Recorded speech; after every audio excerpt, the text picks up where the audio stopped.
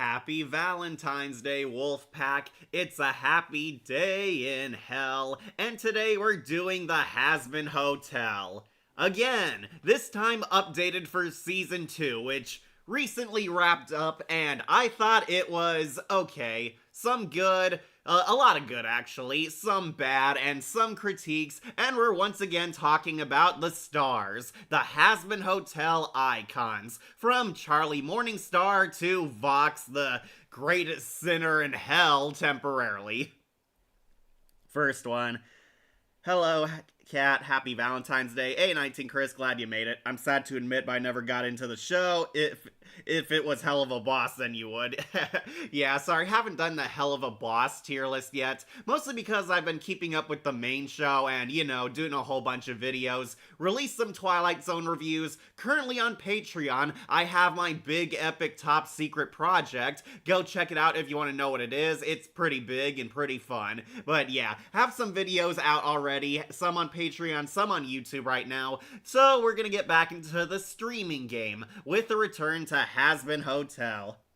Hey, Mad Dog, glad you could make it. Glad you guys could make it. Yeah, it's been a while since we talked about the hotel to redeem sinners. Season 2 recently wrapped up last year, and honestly, there were a lot of great moments, a lot of stuff I liked, and some criticisms, and we're gonna be judging the characters again because some have upgraded to much better slots in my eyes, and some have fallen down a few levels, and we're gonna be talking about them all on this here tier list. So let me go over the rules if this is your first tier list ever. I will be ranking all of the Hazbin Hotel icons, from the big characters to the side characters, from who's top best to bottom worst. Here are the slots. I do have much more easier ones to understand the ranking. Up top we have hottest in hell. These ones are S tier, the 9 or 10 out of 10s, the perfect ones. Some of the best characters from the show, best characters in cartoon history, phenomenal singers, or really badass villains. If you love them, they're definitely going to be up here. These ones I consider hottest in hell. Then underneath that we have talented, brilliant, show-stopping. These ones are good, not great. Have a lot of good qualities, a lot more positives than negatives, I will say. Definitely an A-tier character. I like them, but I don't love them, and I might have some criticisms or negative things to say about them. Didn't quite reach perfect, and sadly, we might see some of my favorite characters drop down here, but we'll go over that soon. Then, right smack in the middle, we have fine character. They're okay, they're adequate, they're satisfying. They came, did their job. I thought they were an alright character, but nothing really high praiseworthy, if you catch my drift. Could have been good, have an equal amount of both positives and negatives, but definitely a fine character, but could be better. Speaking of which, underneath that we have could be better. These ones are our bronze medal winners, the third place winners. Basically, characters who I felt could have been better written, better improved. Characters that should have been a highlight of this show, but fell really short, and I think we might see a lot more of the worst characters in this slot. They definitely needed improvement, they could be better. But at rock bottom, we have absolute zero. Speaks for itself, 0 out of 10s, total Fs, the losers, rock bottoms, the weakest stars that are dwarfed by much bigger stars. Did not like them, did not care about them. They are the worst characters in the show, and sadly we might actually see one or two faces down here.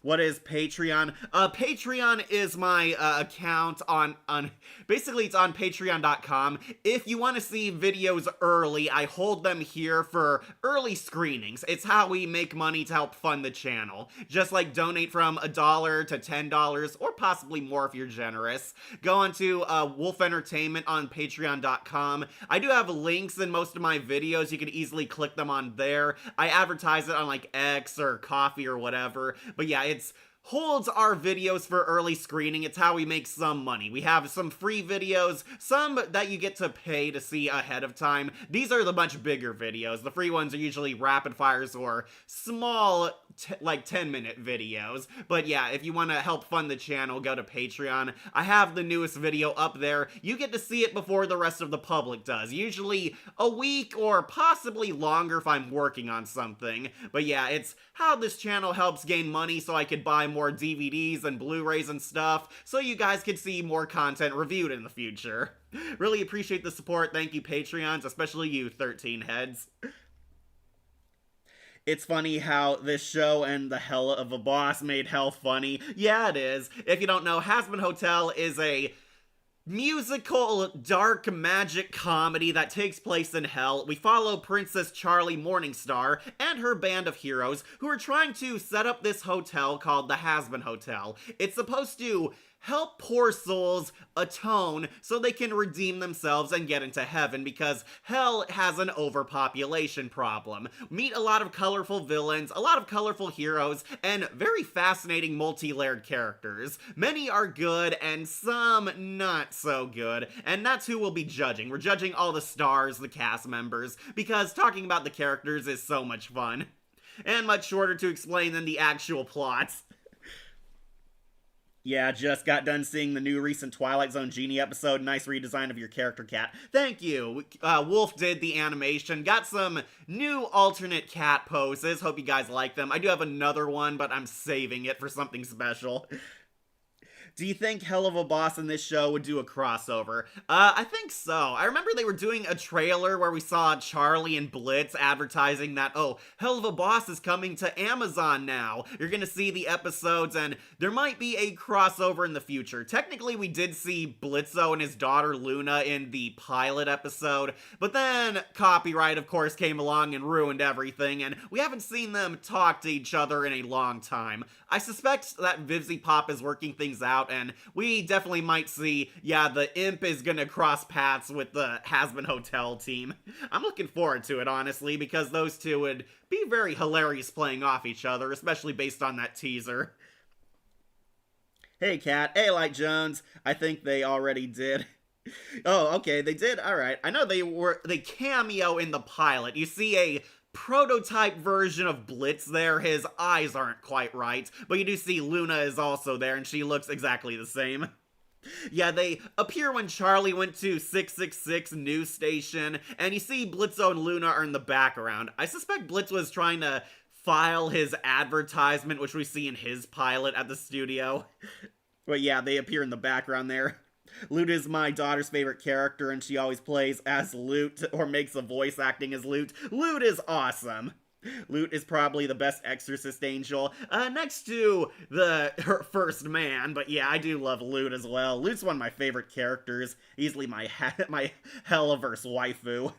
You literally just said the quiet part out loud. Talking about the characters, that is better than talking about the plot. Yeah, but it's the truth. You all know it's true. I can't lie to you guys. The characters are just so fun, and we do have a lot of good characters on this tier list. Now, I will warn you, none of the IMP cast from Hell of a Boss made it on this tier list. Decided to keep it much more straightforward. We are just talking about Hazbin Hotel and adding in Season 2's plots into the mix this time. We have all the big players this time, so not too many background characters. I did have that problem with the first tier list. Most of them didn't do anything yet, and some of them still haven't done anything in Season 2. I really like how it did kind of make it canon in that she did have something for Adam. Oh, you're talking about Luke's crush on Adam? Yeah, I definitely believe they had feelings for each other, but he died before she ever knew. When you do another Twilight episode, and when you do the pool one, you should know that June Foray voiced the little girl. Actually, Anime Nights, we did talk about the Bewitching pool. That's on our first ever rapid fire Twilight Zone video. I did that crossover with the Film Exorcist. Film Exorcist now goes by Filmaru. We did a rapid fire compilation video where we talked about 10 episodes, and the Bewitching pool is in that video. Yeah, you could probably see it on the playlist. Are you gonna do a Hell of a Boss tier list in the future? I might. I was going to, but then I waited for season 2 to end, and then Vivzy Pop announced that season 3 is already on the way, so now I gotta wait a little longer. Sorry. Charlie did kind of nothing in season 2. Yeah, we'll go over her. Same here. Pamela March 933, love her character too, reminds me of Penumbra from DuckTales 27, great waifu material. Yeah, Lute is pretty hot. Everyone in heaven is hot, but Lute definitely one of my favorite characters. Glad she's still around, hope to see more of her in season 3, since tragically she got cucked in this season. Though Gravity is the best song of season 2, I will die on that hill. Lute unfortunately had to be a very tragic character because she kind of lost the person that she loved. Do you know? Some theorize that Adam did know. I do think Adam did know, he just never acted upon it. It's just that he was betrayed too many times. Yeah, because his first 2 wives chose Lucifer over him because Lucifer was actually a nice guy.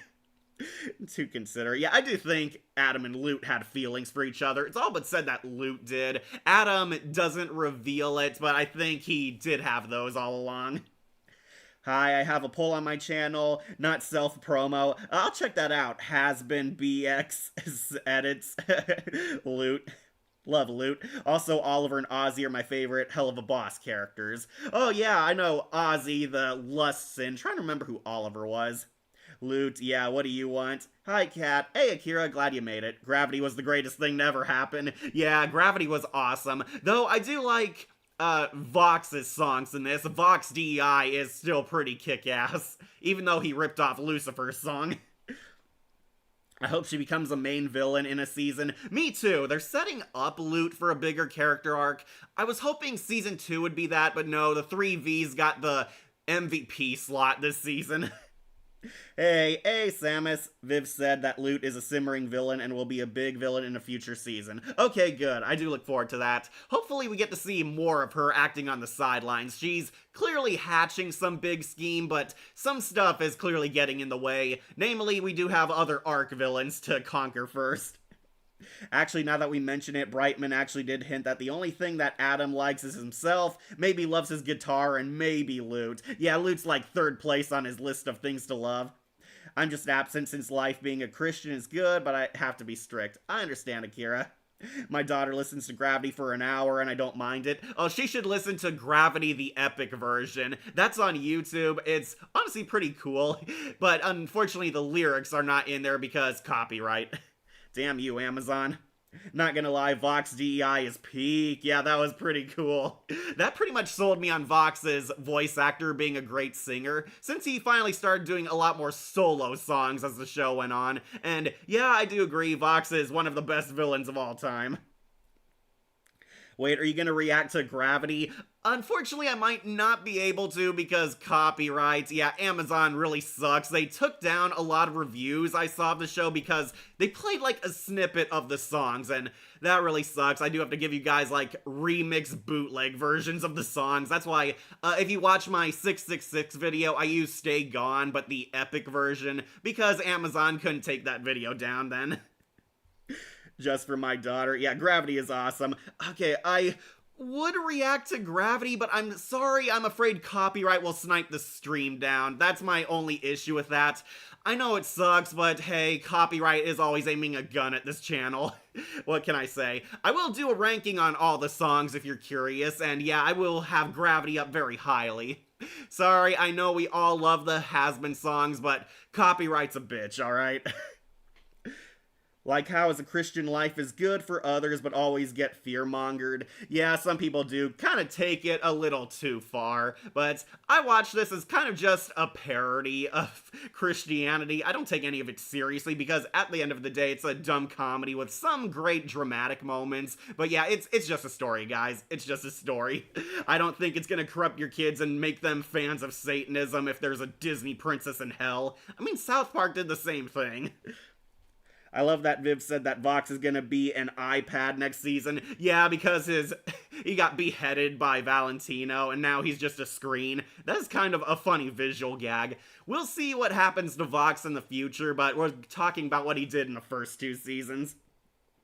Can I listen to it on Spotify? Yeah, you probably can. Spotify, Patreon, Coffee, usually those places, or maybe even Odyssey. It won't get taken down there. On YouTube, it definitely will.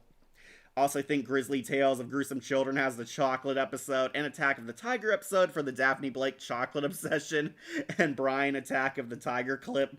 Don't worry, way ahead of you, cat. Have myself a second phone line listening to Gravity right now. Gravity is awesome. Amazon released it on YouTube, but it's because it's their account. It's why it's not getting blocked.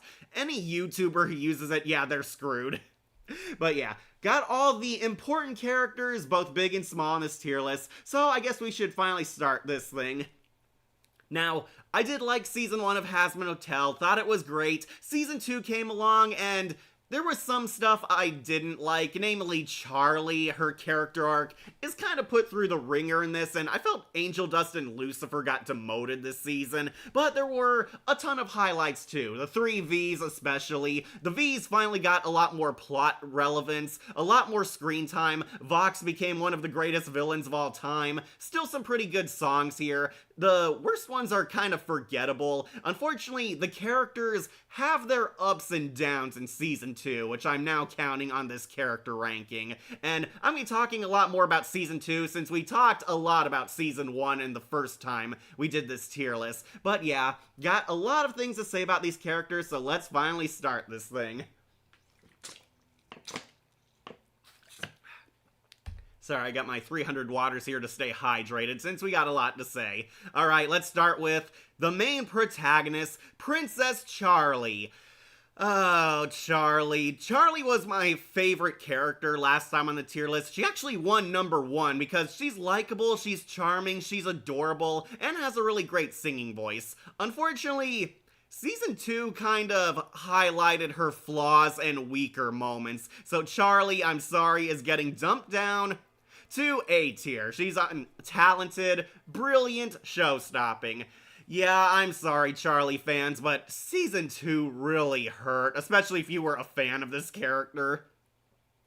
So, Charlie is ultimately a good person who wants to help redeem sinners, help get people who aren't as bad out of hell and into heaven, where they deserve a happy ending. All good, she's kind, compassionate, caring, cares about the hotel, and is a loyal friend. Until Season 2 came around, and it's very clear Charlie has not overcome her issues from the first season. She has not sorry, if I'm trying to find the right words. She's not overcome losing Sir Pentious, and Vox is starting a 24/7 smear campaign trying to make Charlie look worse than Hitler. He's saying the hotel is bad, trying to make Charlie look bad, and basically crapping all over her dreams. Vox's network becomes the #1 hater for Charlie and Hazbin Hotel, and Charlie pretty much lets it get to her. She is completely cracking from the stress of leadership. She is pissed off by what Vox is saying about her and trying to basically one-up him all season until she's called out by her girlfriend, finally near the penultimate finale. Vaggie was a baddie in Season 2. Yeah, she was. Vaggie is better than Charlie, definitely now. Charlie was a brat in Season 2. Absolutely. That's what I could best sum her up as. Charlie basically throws a hissy fit for most of Season 2, and it really hurts. You kind of forget that this is the caring, compassionate, nice girl we saw from the pilot. Now, I am glad they're highlighting that Charlie is not a Mary Sue. She does have her flaws. She is very prideful, very arrogant, and is pretty much letting Vox get to her. And it unfortunately kind of hurts her character because we see Charlie at her worst moments. I think Season 2, Episode 3 being the lowest point for her, where Charlie falls for Vox's trap, hook, line, and sinker, and invites the Vs over to the hotel to prove that it works, even though all her friends, especially Angel Dust, warn her that the Vs can't be trusted, and she pretty much is a crappy friend towards Angel Dust, and technically Husk too, because Husk almost dies in one of her stunts. And basically, Charlie is at her most annoying and obnoxious in this episode. It's really hurt. Also, Disney made Armosaurus, aka a Power Ranger clone in Disney Channel. Of course they did. Jessica Vox is the best as Loot. Yeah, she is. Since Loot isn't Eve, so I stopped caring. Yeah, I thought Loot was gonna be Eve, but apparently she wasn't. Amazon is so great, and they say that Vivzy Pops has a say in it. That's very good, very good.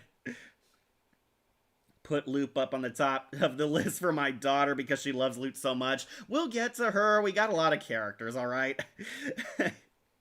At first, I didn't think that anything would top You Didn't Know. Well, Gravity came along, and that's my favorite song. If I do the song tier list, Gravity will be S tier. So far, my favorite.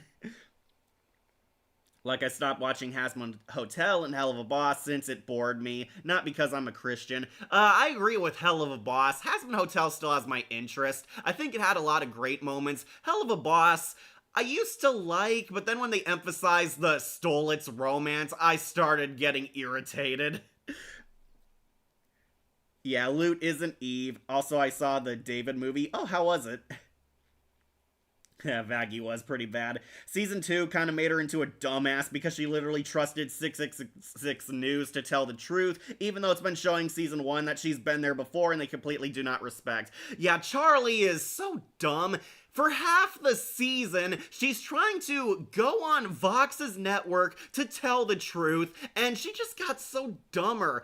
Like, girl, you've gone to this news station so many times, and every time they slander you, make you look bad, and basically lie, I think it's pretty clear they're against you. And Charlie is so naive, and there's only so much that being naive can justify before you start saying, okay, stop repeating the same mistake you've been doing over and over again. Charlie, you're bringing Nifty with you as your witness to testify on your side. Nifty. She brought Nifty with her to the news station, and is surprised that Nifty made her look like a fool. The only good thing that Charlie did was basically just made Emily even better than she already was. Yeah, Emily pretty much became a bigger fan favorite in this season. I thought she was pretty fine in the first season. Here she got a lot more to do, and mostly it's because she's bonding with Charlie because Emily is a better version of Charlie. But I guess the only benefit that comes with Loot's tragic story is that it kind of keeps us engaged a little bit, even though Season 2 completely butchered her after Gravity. There's still fan videos. Yeah, I'm gonna say what everyone else said. Gravity should have come at the end of the season, instead of right at the start, because it fooled you into believing she was gonna have a much larger role. Sorry, I catch up on comments. Heard he can say an Adam line, is it true? I did like imitations of his voice. Wow, someone's menstruating really hard. He shows up as like a hallucination this season. By the way, Kat, why didn't you have an arc fighting a rodent space villain? Not yet. Mostly because Wolf has to do a lot of the art. Brendan Rogers, is that you? Katie Killjoy, Brendan Rogers, yeah, that is him. Honestly, I kind of like the first voice actress for her better in the pilot. They only got Brendan Rogers because he's on Hell of a Boss, okay? I know that's what everyone's thinking. Guys, who should I make an edit of? Emily, Vox, Oliver, or B? Oh, I think B would be pretty fun. Like, I hate modern commercials that show Valentine's Day feels more like lust than love. Poor Husk in that dress. Yeah, Brendan Rogers, he was the damsel in distress. Mine too. Second is Brighter. Yeah, Brighter was pretty awesome. Got to see Vox's origin story. We'll go over that when we talk about him. Messed up on the original comment. I meant Amazon Prime is greedy with their stuff, and they say that Vivian has a say of anything. Yeah, Amazon. They screwed up the boys. They might screw up Hazbin. Hazbin Hotel is better than Hell of a Boss. Oh yeah, by a country mile. Mostly because it feels like their story's progressing. Hell of a Boss just kind of stagnates on their story, which is my problem. I mean, what? It took us 2 seasons until Millie finally got a character. It was good, like Angel Studio beats Disney and Warner Brothers Studio. Well-deserved victory. Also, Owl House returns as a graphic novel. Yeah, that doesn't surprise me. They're pulling an Avatar. Angel just keeps a PG-12 okay. I completely forgot that literally when you rewatch the scene again, you do realize that she did everything wrong, bringing Nifty. Adam, you're alive, lol. No, I'm a hallucination in your head because you're crazy, bitch. Do you agree with Princess Amethyst versus She-Ra is better than Wonder Woman versus She-Ra? I haven't seen that, but I do think Amethyst kind of fits that character kind of more. Okay, so Charlie is pretty much bratty all season, and finally, Vaggie calls her out, tells Charlie she's an idiot, you let Vox get to you. It's not even about the hotel anymore, it's about your ego. And thank goodness, Vaggie was much better this season because she's the only sane woman in Charlie's hero circle. Finally calls Charlie out, Charlie throws a hissy fit still, and basically pulls some high school drama BS, as Husk would say it, where she's not talking to anyone, she ruins her relationship with Angel Dust, their friendship falls apart because of what she did, and then her relationship with Vaggie is in jeopardy because they're both fighting since Charlie won't listen to reason, and Vaggie's trying to help her only to get screwed over by her ungrateful girlfriend. It isn't until the penultimate episode where basically this is what Charlie's character arc amounted to. Charlie and Vaggie just needed to bang. Yeah, that is the resolution of Charlie. Charlie just needed to get laid and have sex with her girlfriend, where they play the Easy song, which, not gonna lie, was kind of funny because of how random it was. Shut up, you know that I love you comes out of nowhere after her dramatic scene.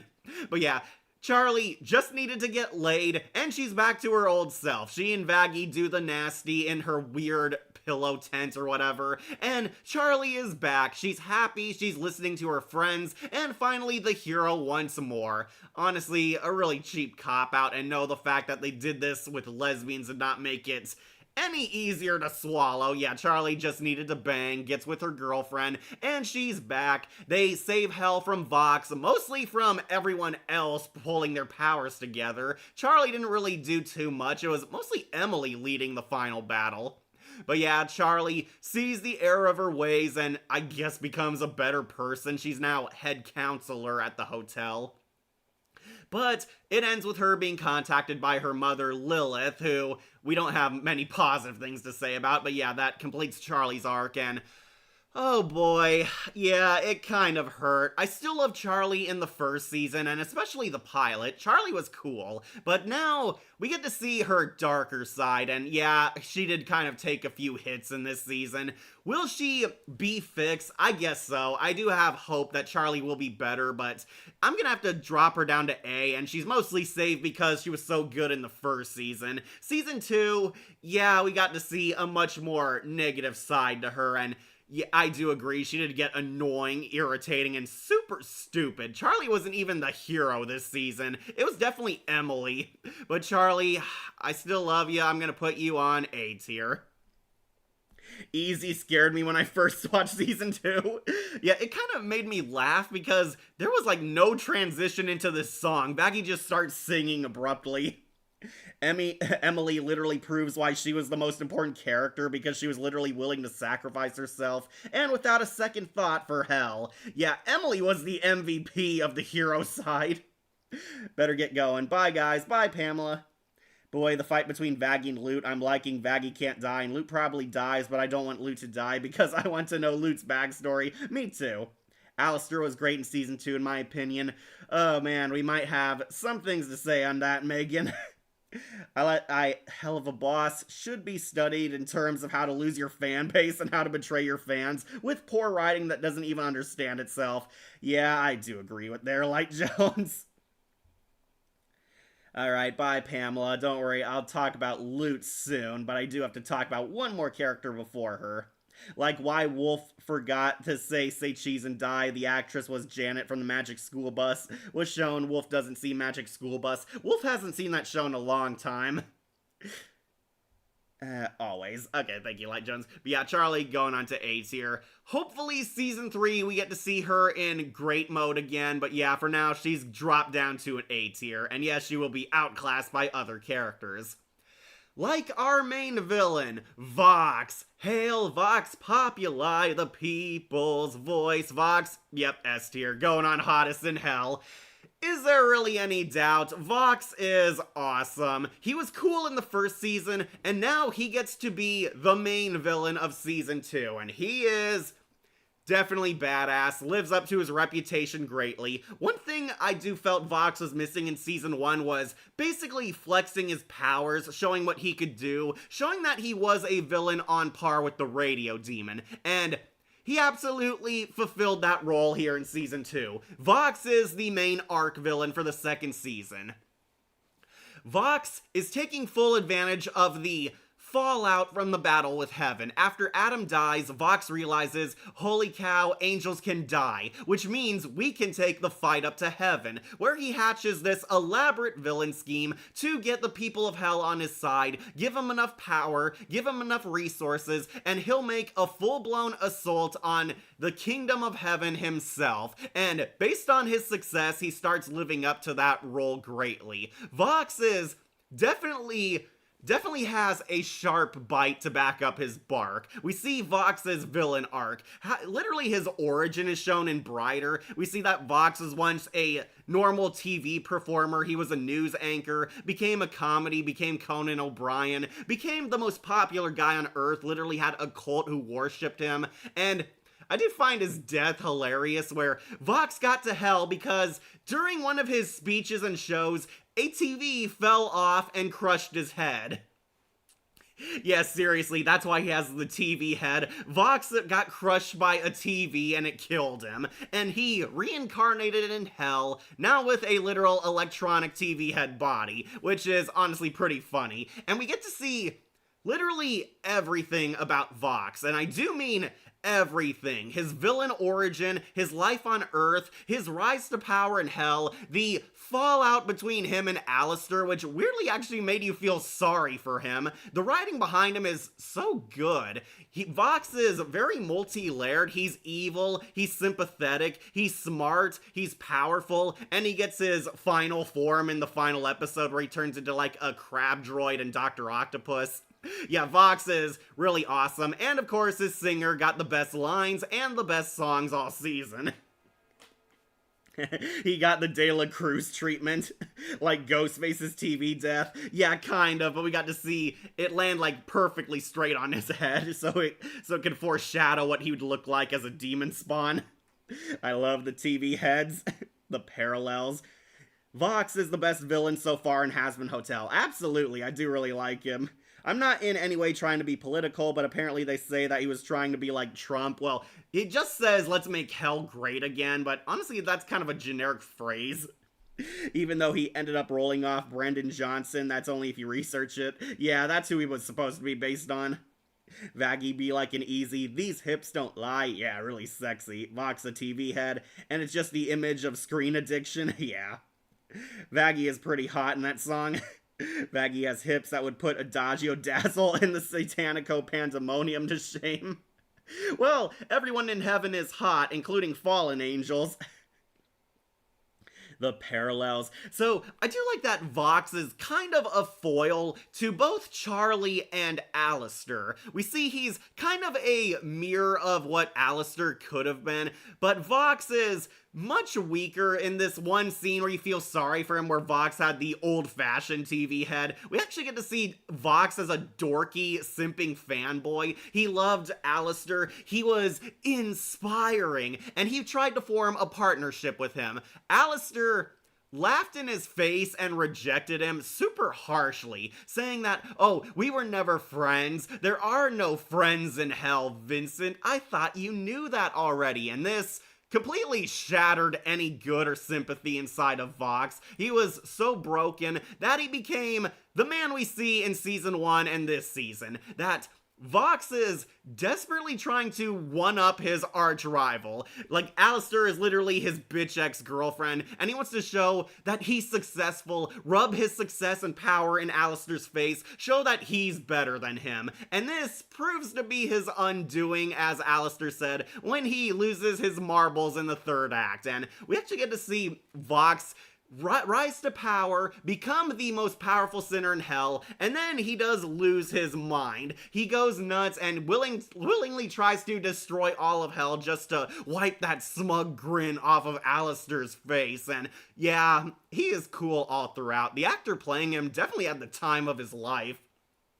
But I mean, I would too if I was basically a showman type of villain. Vox is really cool, has a lot of electric powers, has that really nifty design, though I will say we did not need to see a nude scene of Vox.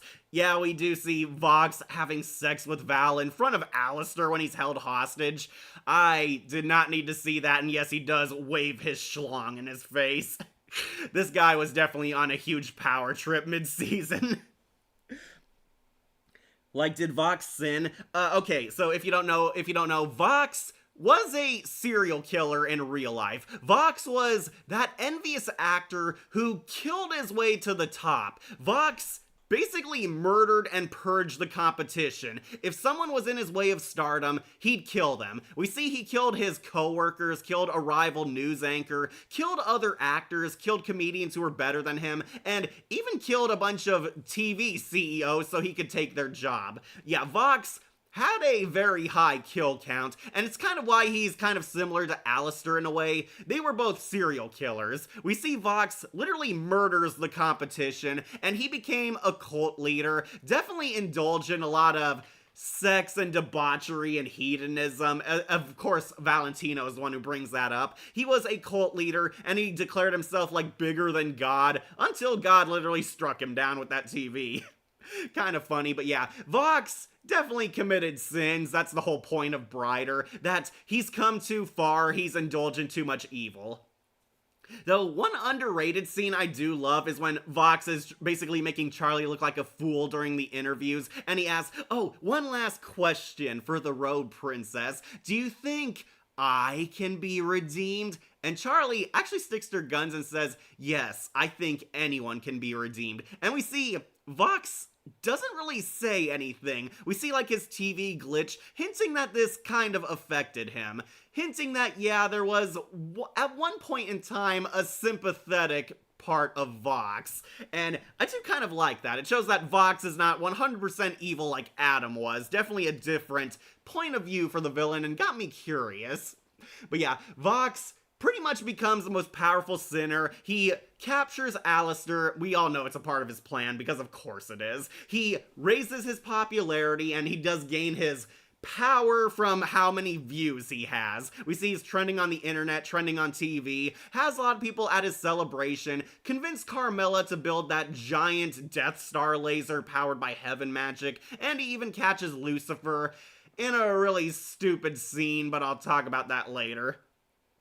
Vox pretty much has everything under control, but haha, Alistair pulled a fast one on him, realized that he was played, and that Alistair is now rubbing his success in his face, that despite everything, Vox is still relying on help. Vox goes completely nuts, starts the epic Dragon Ball Z final battle between everyone, has a lot of cool fighting moves, we get to see his final form. Vox is now willing to die and is going to use the defective cannon to fire a shot killing all his enemies at once, even though it will blow up, overload, and kill pretty much the entire circle of hell here.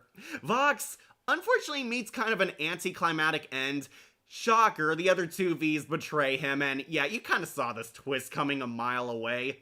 Throughout the entire season, we see Vox's egos getting the best of him, and his friends, Velvet and Valentino, are pretty much treated like crap, and this is a plot we've seen even on Power Rangers and Ninja Turtles. Yeah, the minions, of course, turn against him because of his abuse, and they take him out. Valentino, Mortal Kombat beheads him, but he's still alive because this is hell.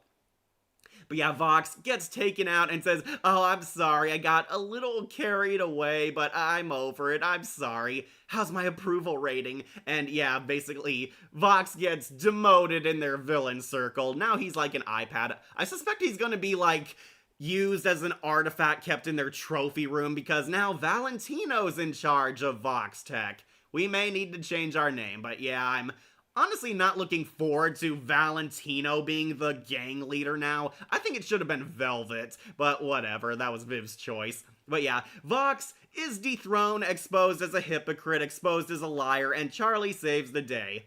Nevertheless, this guy was awesome. Really love him. He was awesome in season 1, and he became God mode in season 2. He is the best character, arguably the best well-written character in the entire second season. Vox is hottest in hell.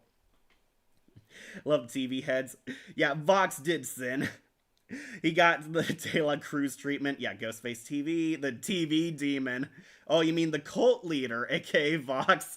Yeah, I suspect he was going to have like a cult kill themselves in his honor. That's usually the cliche for cult leaders. But unfortunately, he died before it happened. Vivzy Pop, how dare you make me feel sorry for Vox? Honestly, that kind of did show how great the writing was behind Vox. Yeah, we actually feel sorry for this guy. The main villain actually has a moment where you feel sad for him. That Vox was kind of a fanboy of Alistair, and then he broke his heart. Vivzy Pop did declare that, yeah, Vox did have a crush on him, and it kind of made the heartbreak stab hurt even more. I stopped caring in the Super Bowl. Well, the Super Bowl sucked.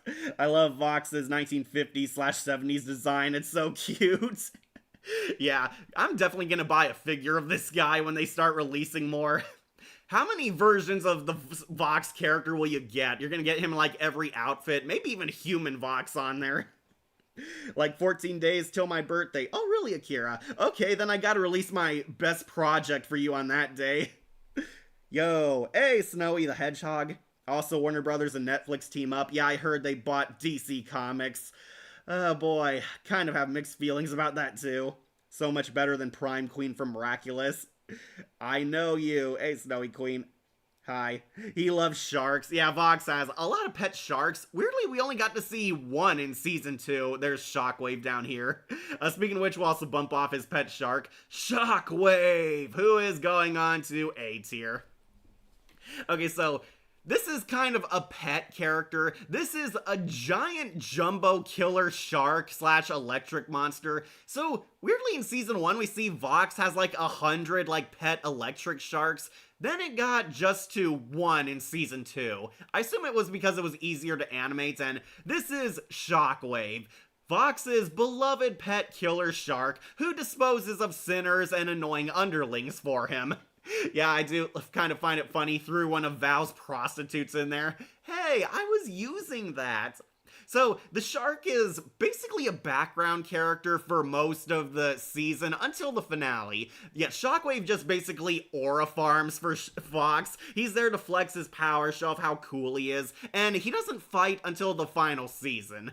Or, sorry, the season finale is what I meant to say. Yeah, Shockwave shows up to save his master and has an epic battle with Alistair. And yeah, to its credit, it is pretty badass and tough. Unfortunately, it's a pet character, so I can't really say it's a deep or profound character on this list. And unfortunately, I thought Shockwave was going to have a much bigger role. Honestly, I thought how cool it'd have been if they actually mounted the heaven cannon onto Shockwave and rode him up into heaven, like turn him into a war machine. That would have been awesome, and I thought that's what was gonna happen, but no, he's just the cool pet in the background, basically the Serpentor to Vox's Cobra Commander. But yeah, this shark is pretty cool. He's a beast. I'll put him onto A tier. I like your vote polls, Snowy the Hedgehog. I gotta check those out. I've been checking out Axel Studios' vote polls on everything. So basically like Pearl from the X trilogy. Yeah, kind of, except Vox actually was successful for a brief time. My sister hates goat basketball animal movies, since she hates boy and girls in basketball games and having women and male basketball separate. Wow, that's kind of weird, but okay. When Vox fights, he is shaped and looks like a computer virus. Yeah, that is pretty awesome. Though I got more kind of like a crab droid or Dr. Octopus. He loved using those extension cables out of his back. So Pal and Mitchell versus the Machines. Despite being a serial killer, he unfortunately also needed to be queer, so therefore he would have went to hell anyway. Well, everyone's pretty much LGBT in hell, which kind of sends a bad message, Vivzy Pop, but whatever. You just want to write your bad gay romances. Also, Surfshark commercial. Reminds me of Shockwave from Transformers. Yeah, mostly because of the one eye and the fact that he's this actually all-powerful and very smart creature. Yeah, Shockwave I thought was actually an extension of Vox, but no, he is just an animal. Like Abel is played by Fallout Boy member. Yeah, I heard him. No one can beat Tiny from Arkham City. Yeah, he was pretty cool. Unfortunately, Tiny got beat up. He was a pretty nifty mini-boss. Just got here, what did I miss? Hey, Joseph Seagal. Only talked about 3 characters, one of them being Shockwave. Vox is an S tier, Charlie dropped to A tier, and we got the Demon Shark on here. Yeah, the Shark is pretty cool. I'll put him on to A tier since, yeah, sharks are badass. Hey, Cat. Hey, Tails.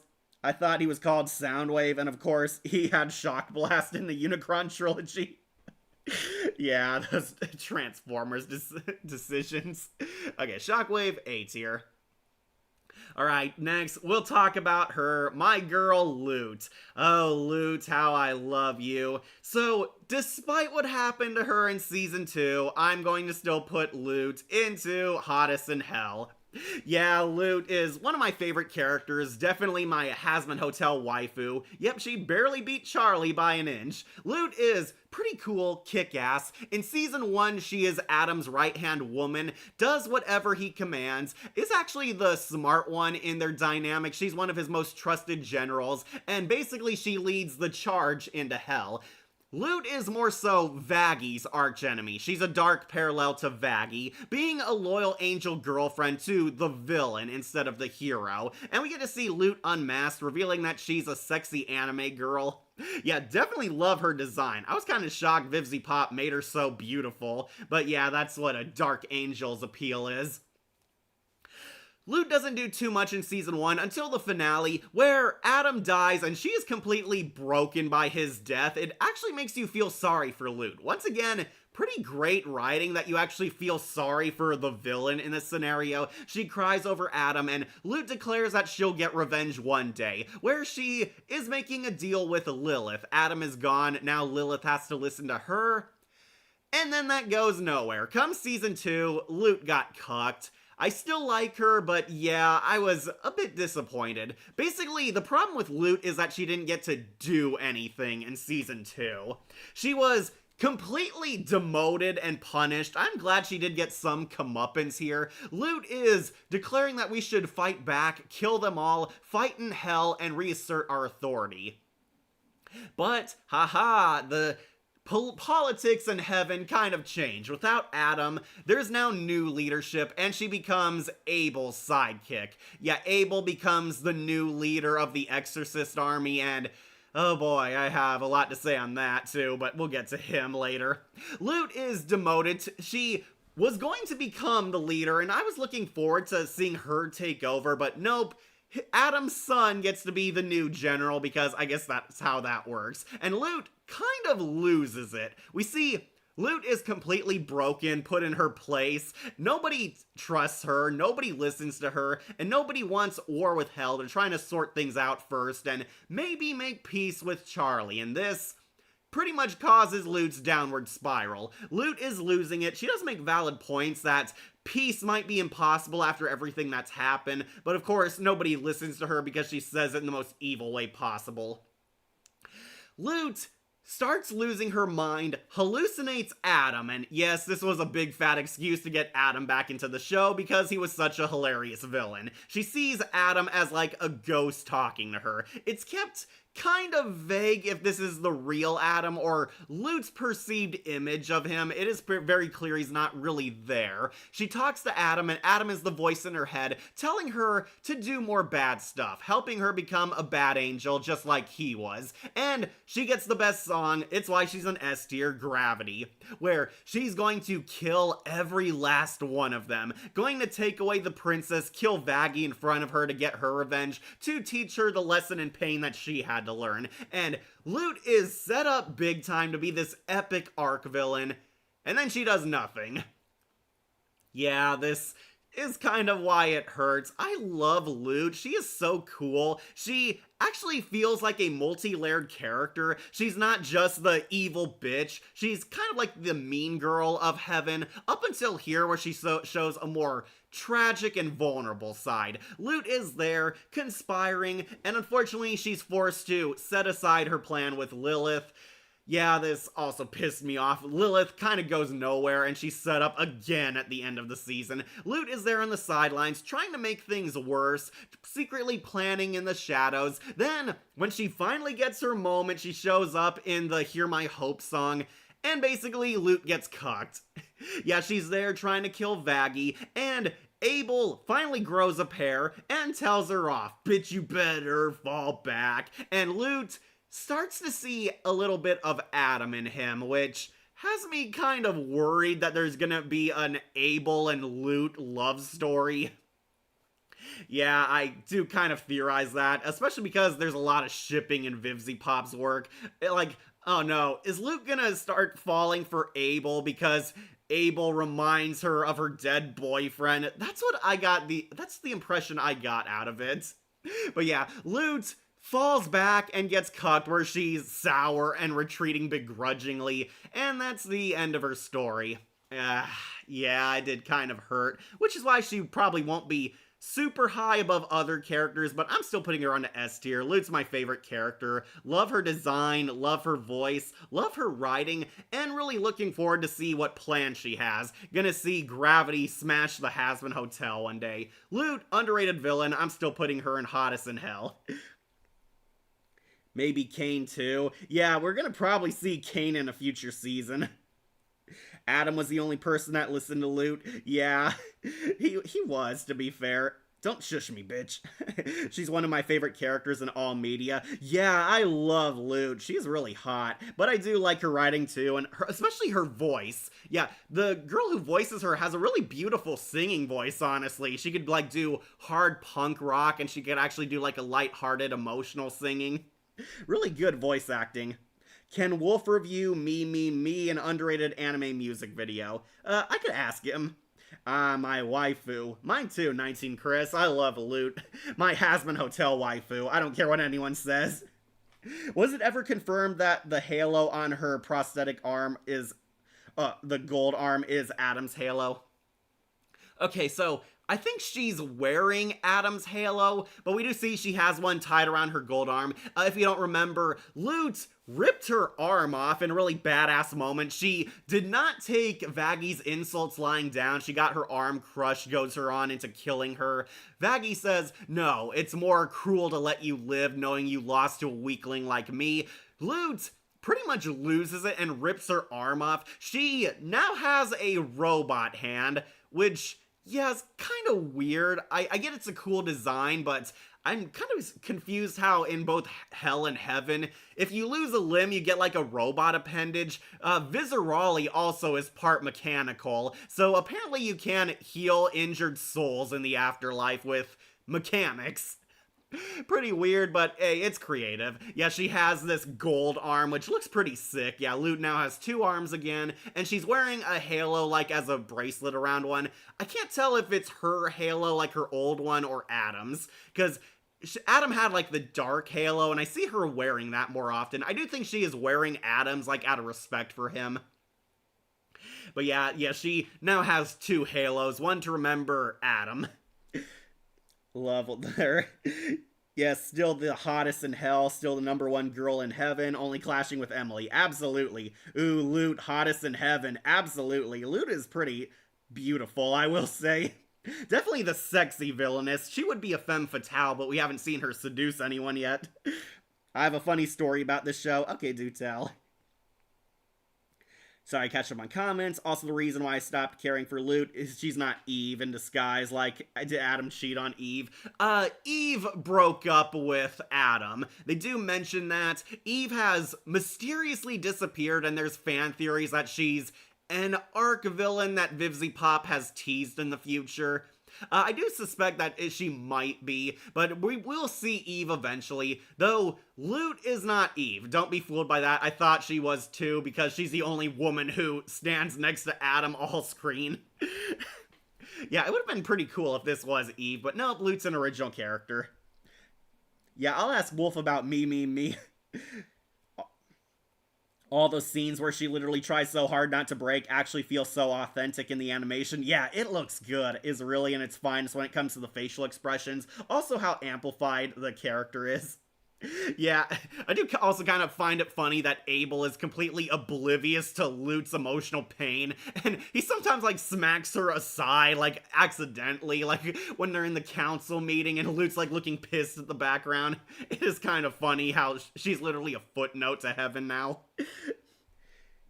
Yep, Adam listened to Lute. He was a good listener. Though she also listened to him. Just realized, wouldn't the new Angel Army General be Michael rather than Abel? Yeah, that would have made sense, but I suspected they were trying to set Cain and Abel up as arc characters for the future, and they brought Abel so they had an excuse to have Fallout Boy. Did she really have to crawl on him so suggestively? Yes, Light Jones, yes she did. Lute is fine, I still wish the twist ending. She took over, yeah. So, I'm gonna say what you probably heard a lot of critics said before. Gravity should have come in the finale. Gravity should have been saved. We should have seen Lute kind of processing these emotions and eventually see the Gravity song near the end of the season as opposed to the start of it. That would have probably made it a lot easier to swallow that she was still a side character at this point. But Vivzy Pop wrote it the way she wrote it. I'm glad we got an episode finally in heaven without the hell characters. But yeah, Gravity, still a kick-ass song, even if it did prematurely tease a greater story in the horizon that we still haven't got yet. Is the show overhated? A little. It does have its flaws and faults, but honestly, it's a pretty good series. I do think it's a bit overhated. Some people are justified in hating characters like Charlie this season, but it does have its highlights. Namely, Vox is the best character, and even the haters agreed on that. Definitely a mixed bag, I would say, this season. I hope not. I really hope that would be the worst thing to ever happen to Lute.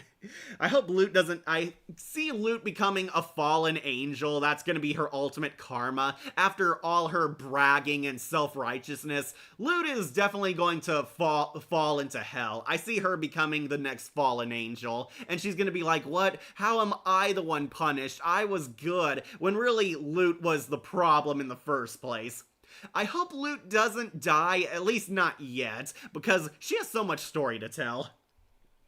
Here's to hopefully seeing more of her backstory in Season 3 and her relationship with Adam. Hopefully her backside too, wink wink. Maybe Cain too. I was curious if Cain was gonna show up since Abel is here. The way Season 2 wasted Lute is similar to what happened to Lilith in Season 1's cliffhanger. They just got reused for Season 2. Yeah, it did. Wait, actually, never mind, lol. Oh yeah, definitely, she's my favorite singer in the show. Yeah, she has a really good voice. I know a lot of them do, but Lute's really stuck with me. That's why Gravity's my favorite song. Also, have you heard of Bible Man, a Christian parody of Batman and Power Rangers? Yeah, I've heard of it. I think JonTron or Angry Video Game Nerd reviewed it. And yes, the villain dies on screen even if it's a Christian show. That is awesome. Like Prince of Pride died, Joker from Batman Beyond, Joker movie censored. Yeah, kind of like that. Yeah, she went the Anakin Skywalker treatment, but more specifically 2013 Evil Dead film badass. Yeah. I like how she acts like a bird every time she lands down. Yeah, the angel wings look pretty good. They do use a lot of bird motifs for them. I still love the idea that Lute would inherit Adam's powers, thus making her not only a true threat, but making her revenge actually credible. Yeah, she should have inherited his powers, but that's kind of up in the air right now. She is still pretty badass. She holds her own against Vaggie and was willing to die in hell, so she probably thought she could have lived and survived heaven magic. When I was at Sonic concert, there was a girl, she looked 12 and she had an angel dust shirt. It looked like it was a snapshot from the Poison music video. Why was a girl her age watching a show like this? Some people are bad parents, okay, Tails. Alistair is best character. Alright, we'll get to him soon. Yes, I have heard of Bible Man. Akira grew up with the series. I don't agree with teenagers or little kids watching this show. Yeah, me neither. Kids should not watch it, especially because they swear like every 5 seconds. Seriously, I think they swear more in Hazbin Hotel than on a Rob Zombie movie. So I see Hazbin Hotel is an okay series, but I think the past me loves it, but now it's just fine. I can agree with that, Akira. I put Alistair in the hottest character spot along with Lute, Husk, and Angel Dust. Really? Okay. Yeah, like I start watching, but my sister hates the animated series. Understandable. It's not for everyone. Okay, so to wrap up, Loot is S tier, still hottest in hell, even if she did get cut this season. Alright, let's talk about the one guy you all came to see, the Radio Demon.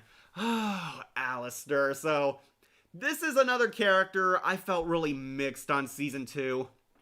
So, from the pilot, I really loved the Radio Demon. He was low-key the Uncle Howie of Hazbin Hotel. He was fun, he was creepy, he was delightful, he had such charisma, also a pretty kick-ass voice, and a lot of intimidation. Alistair is the mysterious benefactor of Hazbin Hotel. He's helping Charlie fund the hotel, build it up, use his resources to help make the hotel better, because he seeks entertainment. He wants to watch poor souls fail. It's all dark, sadistic amusement to him, but he's willing to help back Charlie in the cast up.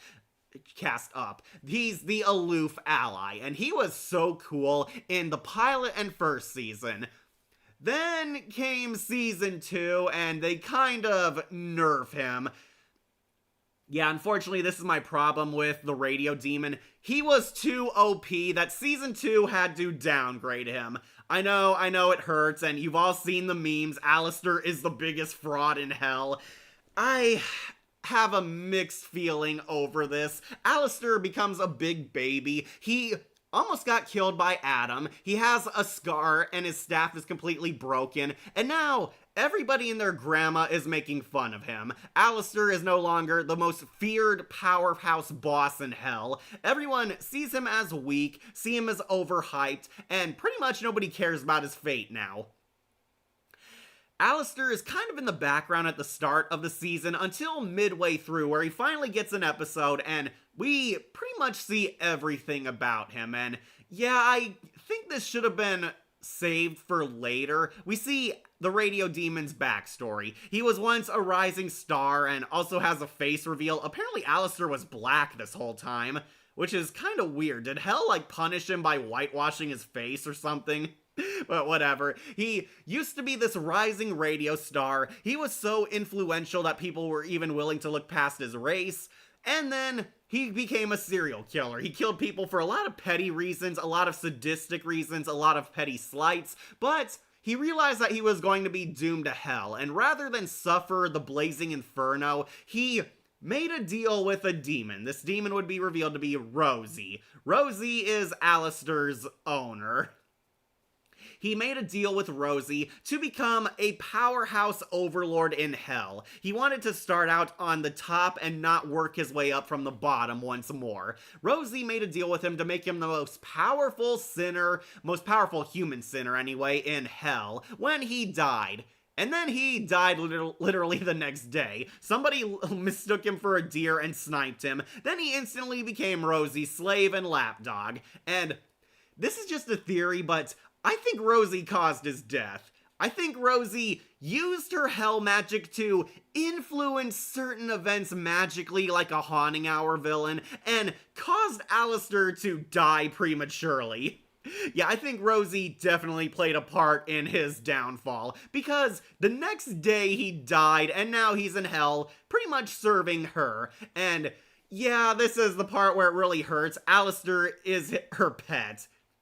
Alistair is Rosie's bitch, her lapdog, her slave. She literally sings a song about how she owns his ass and puts him in his place. Alistair is pissed off because he's no longer the most powerful. He's not feared, he's not dreaded, and people don't respect him anymore. Everyone is pretty much calling him out after his humiliating defeat at the hands of Adam.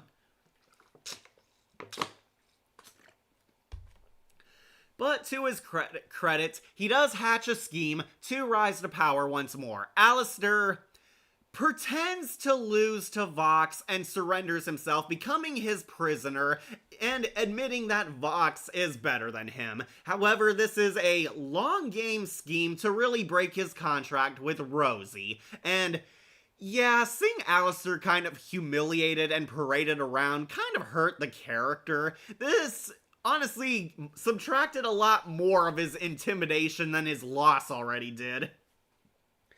A person say he was the best in the pilot. I just feel like the personality specifically, or the personality especially, literally towards the closing seconds of the pilot, proves that he does have a charming sense of humor. Yeah, he's kind of like the Joker in a way. He laughs at death, has a sassy one-liner, and he does have a lot of intimidation despite being an entertaining clown. I love VeggieTales as a kid, like even when we had a Bat Bob but replaced by Larry Boy. Batman and Spider-Man clone. Agree, hate the recent animated series, replace the lightsabers for an actual sword, but love the live-action series. Are you really going to have to bring Uncle Howie up to this? I thought he was like Uncle Howie. I did mention that in my review of the pilot. If you don't know, I did do a Wolf's Unknown review of the Hazbin Hotel pilot back when we thought this show was not going to be made into a series. Go check that out. The video's pretty funny, though a bit long. Google Howie may have had a lost Christmas too, but it's because SpongeBob, oh wait. The fraud, lol. That's what everybody memed on him. Yeah, parents should not let their kids watch Hazbin Hotel. Again, just because it's a cartoon doesn't always equal child-friendly. I mean, look at Family Guy and South Park. I put Alistair and Hottest characters. Okay, read that one. Sorry, catch up on comments, folks, and catching my breath. Which Haunting Hour villain did that again? I do think Uncle Howie is kind of like the radio demon, at least the closest to him. Both magical performers who can alter reality, but also try to act charming and friendly, like they're the good guy, when really they kind of have a dark sadistic streak to them. Though Uncle Howie at least cared about a little girl, Alistair feigns caring about people.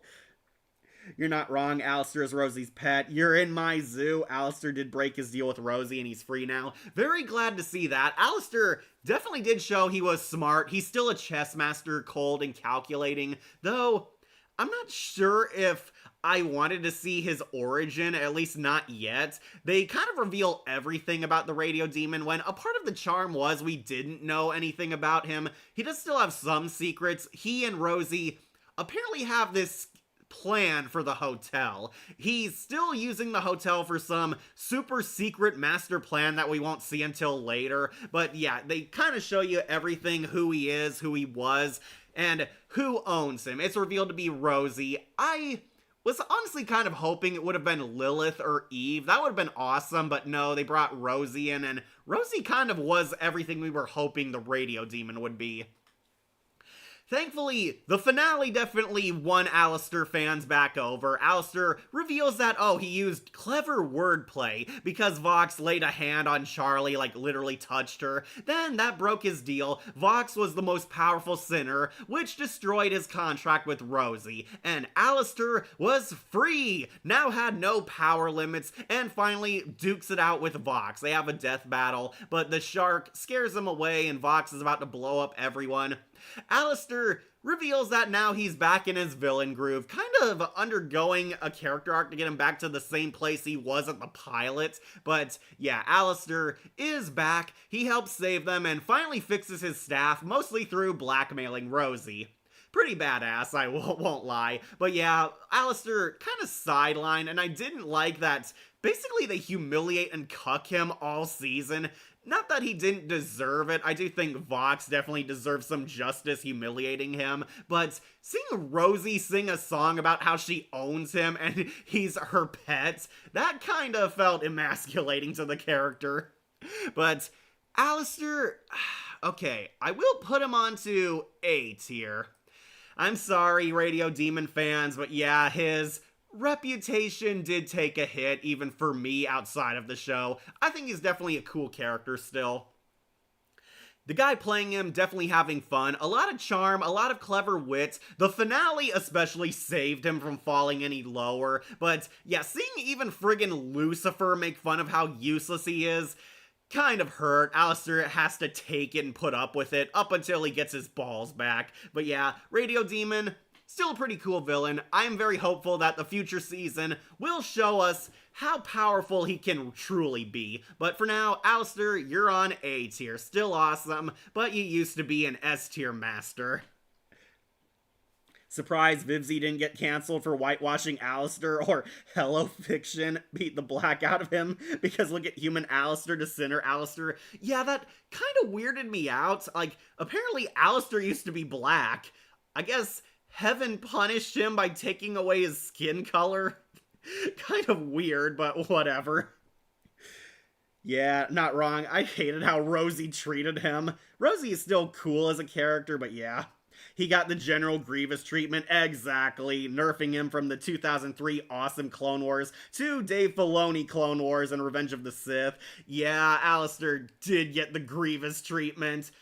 Okay, I know he was very overpowered and he definitely needed to lose in some aspects, but you didn't have to do it to this painful, obnoxious degree. Oh, and I'm about to drop a truth bomb on you. The Alistair, the radio demon, doesn't have a tail. Oh, that's gonna piss off so many people. It's like, wait, Alistair had a tail? That was a rumor or something? Yeah, he basically gets paraded around, and the lowest point easily was he's forced to watch Vox and Valentino have hardcore sex. Did we have to do that? That's what really dropped him down to A tier.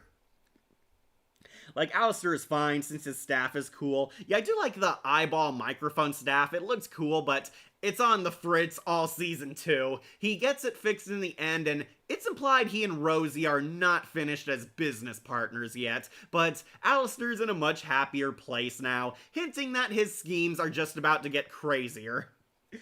Alistair had the biggest fall from grace, Lucifer style, and it's not cool in an interesting way. Yeah, I agree. Also, okay, yeah, sorry folks, I am on the fans that Alistair is the biggest fraud in hell, because it kinda hurts seeing him fall so low. And no, telling me it was a part of his plan all along didn't make it any better seeing him humiliated. Alistair, when you're black, there's no going back. Also, I got film class this year. Good for you, Akira. Also, okay. Underrated meme, the General Grievous treatment. Yeah, going from ultra badass to a pathetic joke.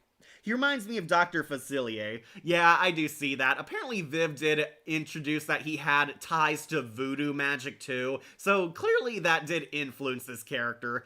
And ironically, Keith David himself, who played Dr. Facilier, is a character in this show. Agree, Light Jones, agree. Okay, so yeah. Radio Demon, loved you at the start. This season, he took a hit. We'll see if Season 3 rectifies this. Don't worry, folks. Some of these characters can easily go back to the top. But for now, I'm putting him onto A tier. Alright, who to do next? I suppose we should talk about one of the heroes or one of the Vs. I'll bump off Valentino. Oh yeah, let's talk about him. Let's take out the evil abuser pimp Mothman. Yeah, the rapist. He's a grapist, Wolf. That was Wolf's cameo, folks. Okay, Valentino, I thought he was actually fine as a villain, but oh boy, this season made me hate him more. I'm gonna have to put him on to could be better. Yeah, so Valentino definitely had a huge hill to climb up. This is Angel Dust Pimp / Abuser, and that already guaranteed him a lot of hate points because he beats up and pounds the most likable character in the show. Nobody likes this guy because he's awful to Angel Dust and likely other people too. This is one of Vox's partners of the V's, Valentino. He runs the porn industry and runs the sex industry. He has prostitutes, has porn stars, and has built a huge business and influence around that. He's a gangster Mothman with really terrible eyes and a lot of sex jokes. Honestly, more obnoxious than Angel's jokes. However, Season 2 really made me hate him a lot more. He was a despicable character at the start, no disrespect towards the actor, I know he's just playing a character, but Season 2 made me hate him so much more because they try to make us feel sorry for him. Yeah, let me repeat that. They try to make us feel sorry for the abusive pimp character because he has a relationship fallout with Vox and doesn't like how Vox is distancing himself from him. Like, they wanted to show that Valentino had layers of a character and, oh, he's not such a monster. He's a rapist and a pimp and he's abusing several women and Angel Dust. It's like we're supposed to feel for him. He has like a crying scene about how he doesn't want Vox to leave him and fall in the dust, and he and Velvet pretty much turn against him. But he has like a fight scene with Husk and Cherry Bomb. It is a pretty cool fight. They go infiltrate his building to rescue Angel Dust. Angel Dust was really a Manchurian agent all along, being brainwashed by them, and Valentino is holding him hostage in his sex dungeon. They go in there and have an epic fight, and yeah, satisfying seeing Valentino get his comeuppance finally, but why is Viv trying to make us feel sorry for him? Like, really, why are you trying to make us feel sorry for him? People liked him because he was a scary villain. He was like so cool and creepy in season 1. Season 2 turned him into kind of a dumbass. He's like an idiot who can't keep up with Vox and Velvet's scheming. He is partially blind. He's pathetic. He makes a lot of crude sex jokes. He has some badass moments. He's like a good sharpshooter and has those awesome moth wings, but at the end of the day, he gets his ass kicked, very satisfyingly so, and for no reason at all, he gets like the happy ending out of the 3 Vs. Yeah, after he beheads Vox, does one good thing all show, he becomes the new head of Vox Tech in the end, and Valentino pressures Angel Dust to come back with him, and unfortunately, we are going to see a lot more of Valentino. Hopefully the conclusion of the Valentino and Angel Dust drama, but this season made me hate him a lot more. It did, I'm sorry. I think he could have been improved. He has a few funny moments. I do think season 1, Valentino was much better. Season 2, they tried to make him a tragic villain, and it did not work. It really did not work. Speaking of Vizzy, I wonder why she over-designs her characters. This complications of characters breaking models on this show and Hell of a Boss. Yeah, I understand she wants to make cool character designs, but you gotta be easy on the animators. They have to like draw this in movement a lot. The Great Mothman is somehow worse than season 1 because in season 1 he was supposed to be hateable on purpose, but season 2 feels sorry for Great Mothman despite everything. I'm sorry, why? Yeah, I did not like that direction they took the character in. Why are we trying to make Valentino sympathetic? And you could argue, well, it's supposed to make him a deep character, but he's done so many evil things that you don't want to feel sorry for him. Like, are we just gonna ignore that he's committed SA, abuse, and is beaten one of the fan favorite characters every day? Like, he and Vox literally made a YouTube poop of how many times they beat up Angel Dust. We're supposed to feel sorry for that? Yeah, not feeling it. Valentino is worse than a haunting our parent. Lots of people said they liked him more in season 2. Yeah, I know, controversial character. I put him on Could Be Better because, yeah, the guy playing him definitely does a good job. He does have his funny moments. I liked him more in season 1 because he was supposed to be hateable. Season 2, they tried to make him funny and tragic and did not work. Valentino should have been a character death this season. I'd rather watch Persona 5 like I hate him. I hate Valentino. I get it, Kira. A lot of people hate him. Alright, so yeah, that's it. Valentino, he was much worse this season to me. I'm putting him on Could Be Better. Don't worry, guys. He could easily be fixed, but for now, season 2 made me hate him more. But let's talk about the last other V, Velvet. I love Velvet. Velvet is awesome. I'm putting her into hottest in hell. This is Velvet. She's the fashion model slash influencer of the 3 Vs. She's the spine. She's the one who's the backbone of the Vs. Velvet was a pretty cool character in season 1. Unfortunately, she didn't get to do too much, but she did have that really awesome song, Respectless.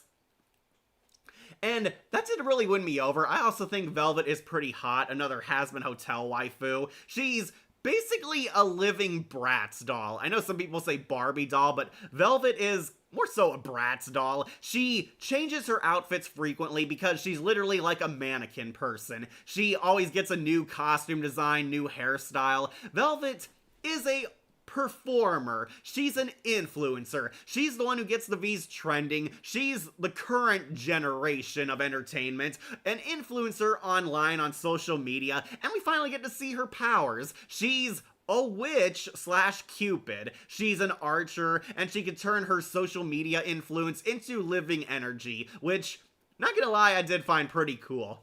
Hey, my puppets, will vote for yes or no on if I should kill this bitch. And she turns all her yes comments into like arrows shooting at Husk and Alistair. That was really awesome.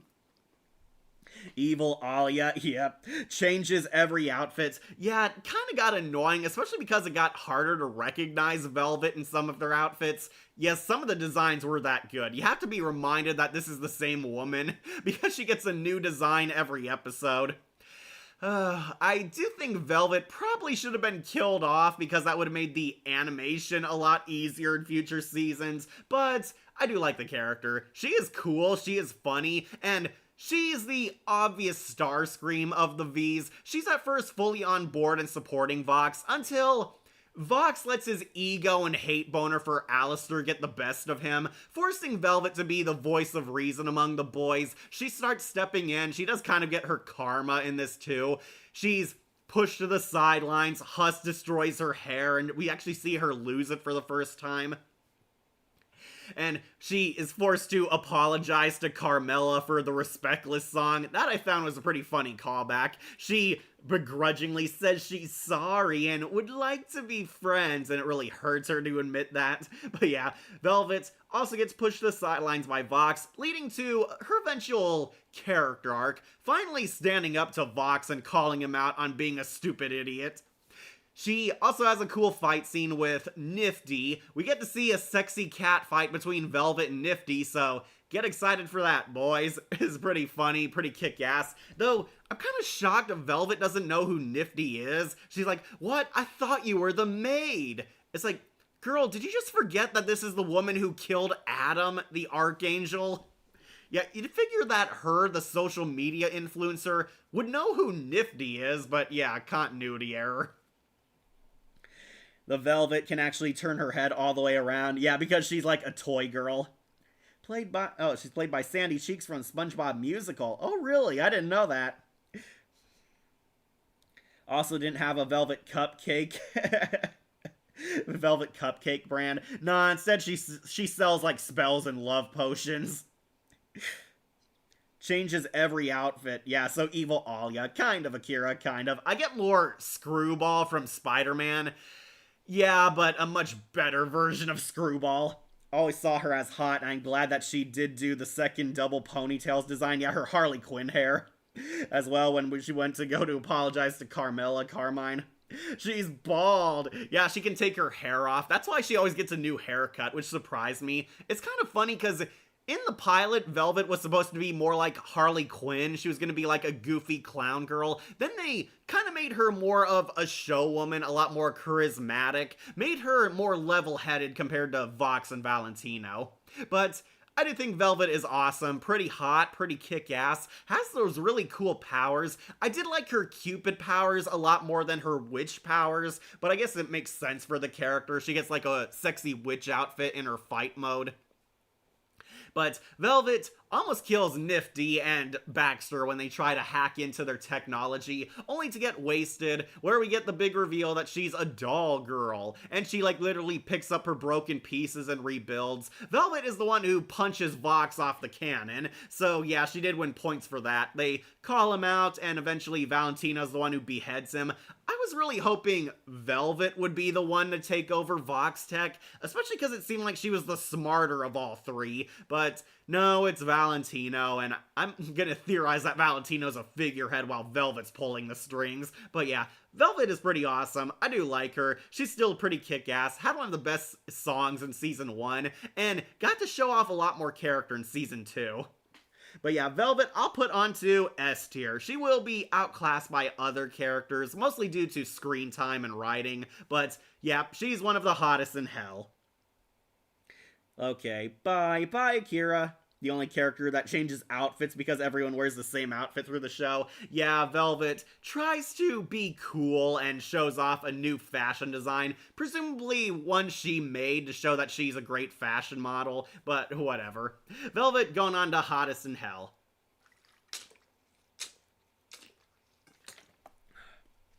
Alright. Next, let's bump off Vaggie, now spelled with an I instead of an IE. This is Vaggie, Charlie's girlfriend and one of the managers of the Hazbin Hotel. And believe it or not, Vaggie is getting an upgrade. She is moving to S tier. She used to be on A tier. Season 2 definitely upgraded her. I'm gonna put her under Loot but above Velvet. Yep, Vaggie, she is cool. I liked her in the pilot. Not gonna lie, the voice actress is taking a slow time growing on me because I love the pilot Vaggie a lot more, but the voice actress definitely is improving, and her writing definitely improved in second season. Vaggie was basically Charlie's supportive girlfriend. Vaggie is revealed to be a fallen angel. She was a part of the Exorcist army, but she spared a sinner child's life, only to be backstabbed by Adam and Loot. They tore off her wings and gouged one of her eyes, leaving her for dead in hell, until Charlie saved her. Out of the goodness of her heart, they hooked up, became a lesbian couple, and founded the Hazbin Hotel together. Their relationship goes through a rocky patch in season 1 where Vaggie is revealed to have lied to Charlie. She's kind of codependent on Charlie at first. Vaggie did not break away in season 1 until near the finale, where she gets her groove back, gets her angel wings and self-confidence, becoming Charlie's supportive girlfriend once more. Then, season 2, definitely a huge upgrade. Not gonna lie, I did not like the subplot where Vaggie's coming up with her new name. She wants to rename herself and get a new identity, a clean slate, if you will, and she ends up just changing it to Vaggie with an I instead of an E. So many episodes just for that. Yeah, basically she still has the same name. But Vaggie is much more competent in season 2. She is the voice of reason. She's trying to talk Charlie down, reel her back in, tell her to look at the bigger picture, and tell her to stop thinking with her feelings and overreacting. I was so glad Vaggie finally called Charlie out, told her she was being stupid, and playing right into Vox's traps. Unfortunately, it causes them to break up briefly, but as I said earlier, Vaggie sticks by her girlfriend, finally talks things out with her, and it leads to basically the end of their character arc where Charlie and Vaggie just needed to bang. Yeah, that was really it. They just needed to finally get laid. They have a romantic moment in Easy, which, yeah, the lead into that song is still hilarious and random. But yeah, Vaggie shows how hot she is. She and Charlie go all the way, and they fix their relationship, and Vaggie is arguably the more useful hero in the finale because she makes the plan to destroy Vox's Super Heaven Cannon. Hey Kat, long time no see. Hey, cool show, glad you can make it. Yeah, I'm finally getting back into the streaming game. Finally talking about Hazbin Hotel Season 2 characters, but yeah, Vaggie, honestly, I thought she was improved in Season 2. Definitely looks a lot hotter, especially when she goes to the gala in her angel dress.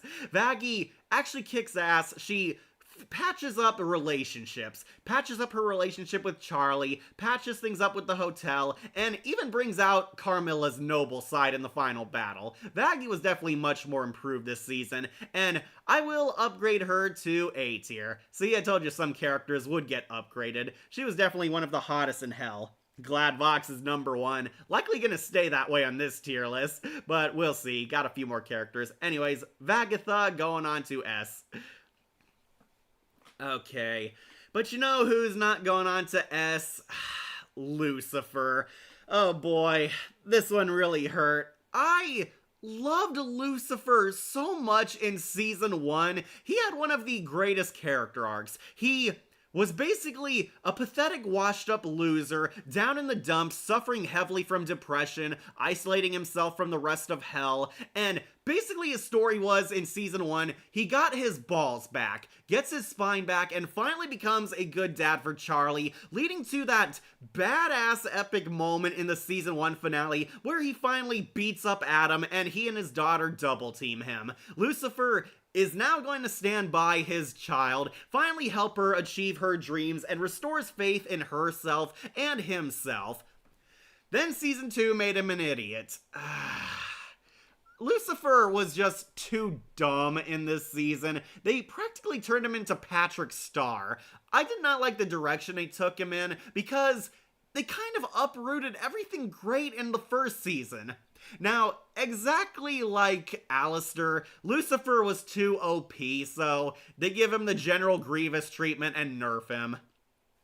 Yeah, this guy was able to go toe-to-toe with friggin' Adam, fights him in a Dragon Ball Z battle, then we get the big reveal he can't actually smite sinners. Lucifer is depowered. He's a worthless nothing in hell, which makes you kind of question how he's the king of this place, but whatever. And, it hurts. I'm gonna put him onto fine character. This guy was like in my top 10 favorite characters. Season 2 made him so dumb. Special mention going to how he falls for Vox's trap, hook, line, and sinker. That stupid moment where he gets a phone call from Charlie. It's actually Vox imitating her voice, and he walks right into a clearly death trap, and he is so dumb here. It's so dumb. Oh, Charlie, where are you? You want me to stand on this X?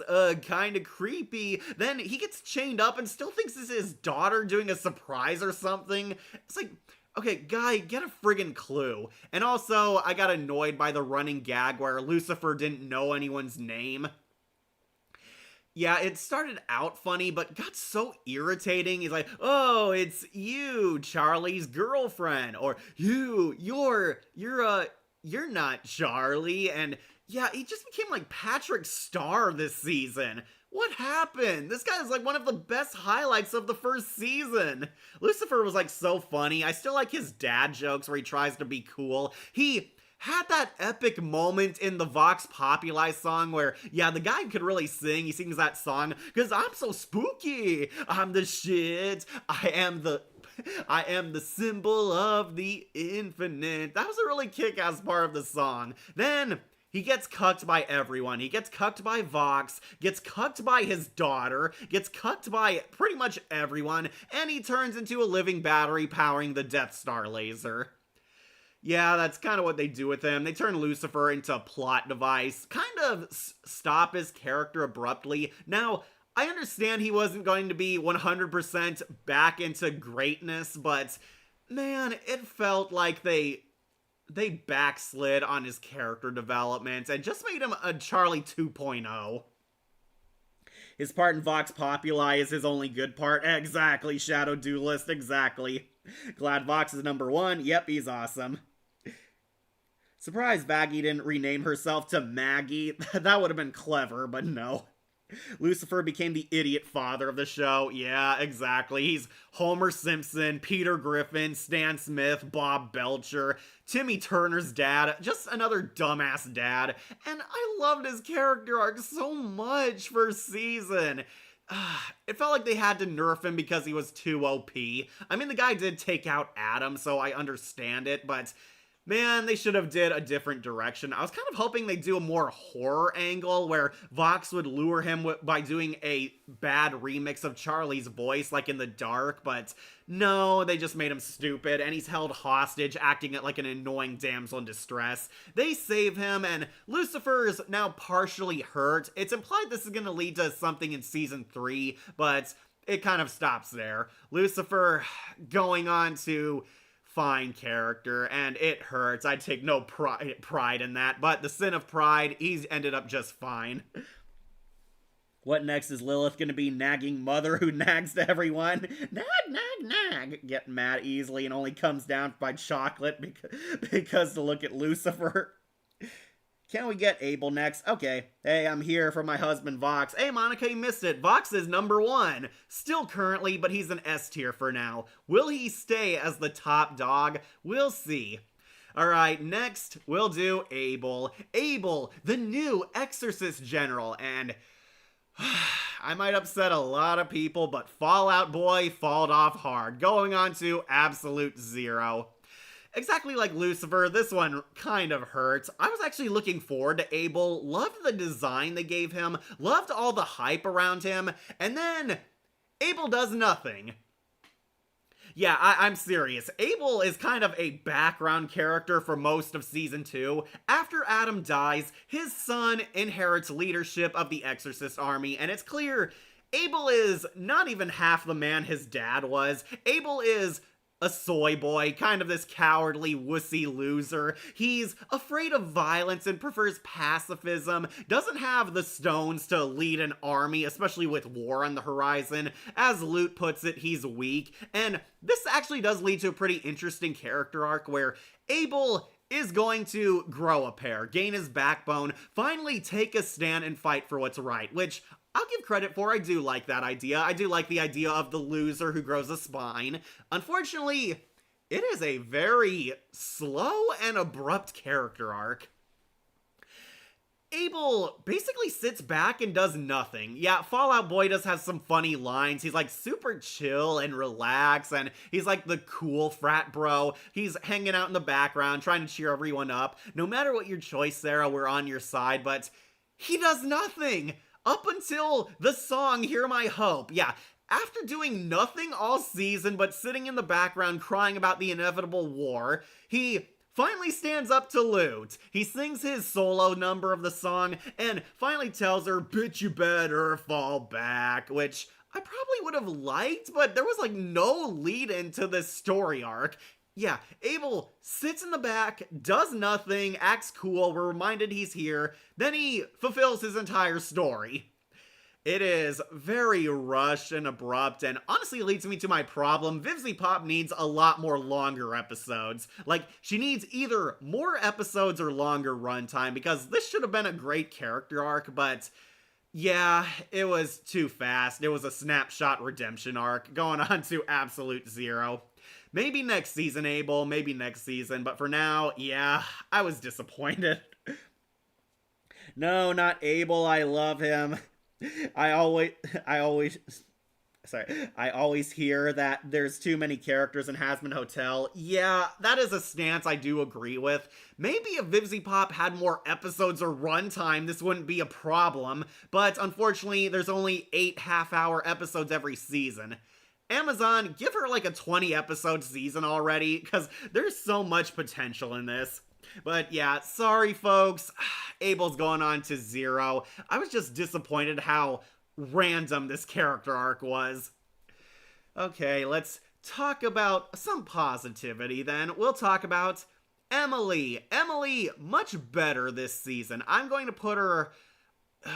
do I want S tier or A? Okay, I might put her on high A. Okay, so Emily is a bundle of joy. She's basically the heaven equivalent to Charlie. She's an optimist, kind-hearted, caring, compassionate, and in season 2, honestly, the character we were all hoping Charlie was gonna be. Emily is the MVP for the hero side this season. Emily gets much more involved, becomes much more useful, much more helpful, and finally has a say in the Heaven Council. She is 100% on Charlie's side.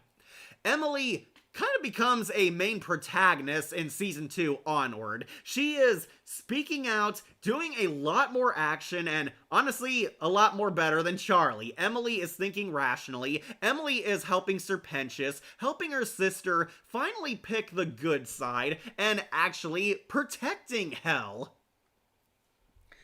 Sorry, just checking the comments. But yeah, Emily, much better. I do find her funny. Not gonna lie, she kind of gets annoying a few times because she's so optimistic. She's the hyperactive girl, you know, like Pinkie Pie or Mabel Pines or Webby from DuckTales. So that character archetype sometimes irritates me, which is why she's gone on A tier, but yeah, I do like her. I do think she's a good hero. She's charming, she's compassionate, and actually saves the day in the finale. Emily is trying to help, but she's forcefully sidelined. Unlike Charlie, Emily is actually doing stuff. Unfortunately, she also has one of the dumbest moments in the show where she tries to apologize to Hell with gift baskets. Yeah, this is the real reason why she didn't make it onto S tier.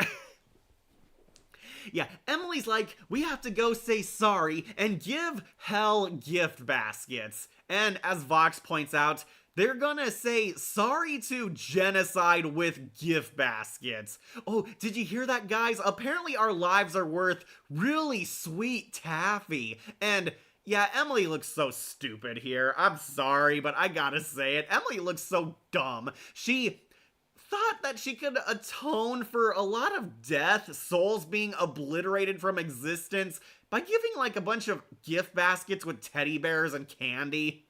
Yeah, and Emily looks so stupid here, and Vox sings that awesome song, Vox DEI, and scares Emily away. Fortunately, Emily doesn't give up. Once war finally comes, literally knocking on their door, Emily is the one who takes charge and ultimately proves to be the hero. She goes down and destroys the Heaven Cannon, and yeah, how many of you were afraid she was gonna sacrifice herself? Not gonna lie, I thought it would have been actually more impactful if Emily died here, if she performed a heroic sacrifice, but don't worry, Emily fans, she doesn't. All of hell is inspired by her, because lo and behold, Emily proves to be the better hero, using the last of her magic to try and cast like a force field around the Heaven Cannon as it's malfunctioning to shoot it up away from the city. And all of hell sings that song and has their magic as friendship moments where they blow the cannon away and save Pentagram City. Emily like got her wings singed in the war and gets like a robotic wing. Again, kind of weird. I'm not sure how the robotic cybernetic parts work, but yeah, she gets her wings patched, and she's now the liaison between heaven and hell.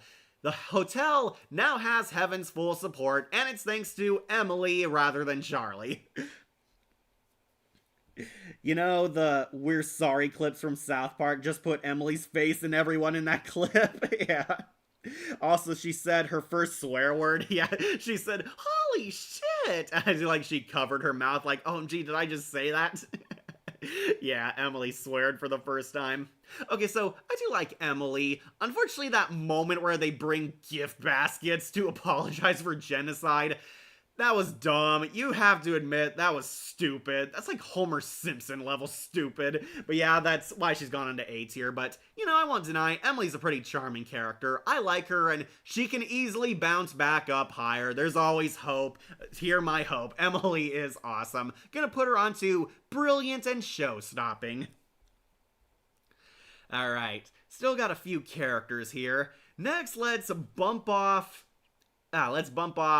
Husk. Husk, going on to hottest in hell. Yeah, I still like this character. I do like him a little more than Vaggie, but no, he's not going to top Looter Vox. Here's Husker. Husk, the cynical bartender with a heart of gold.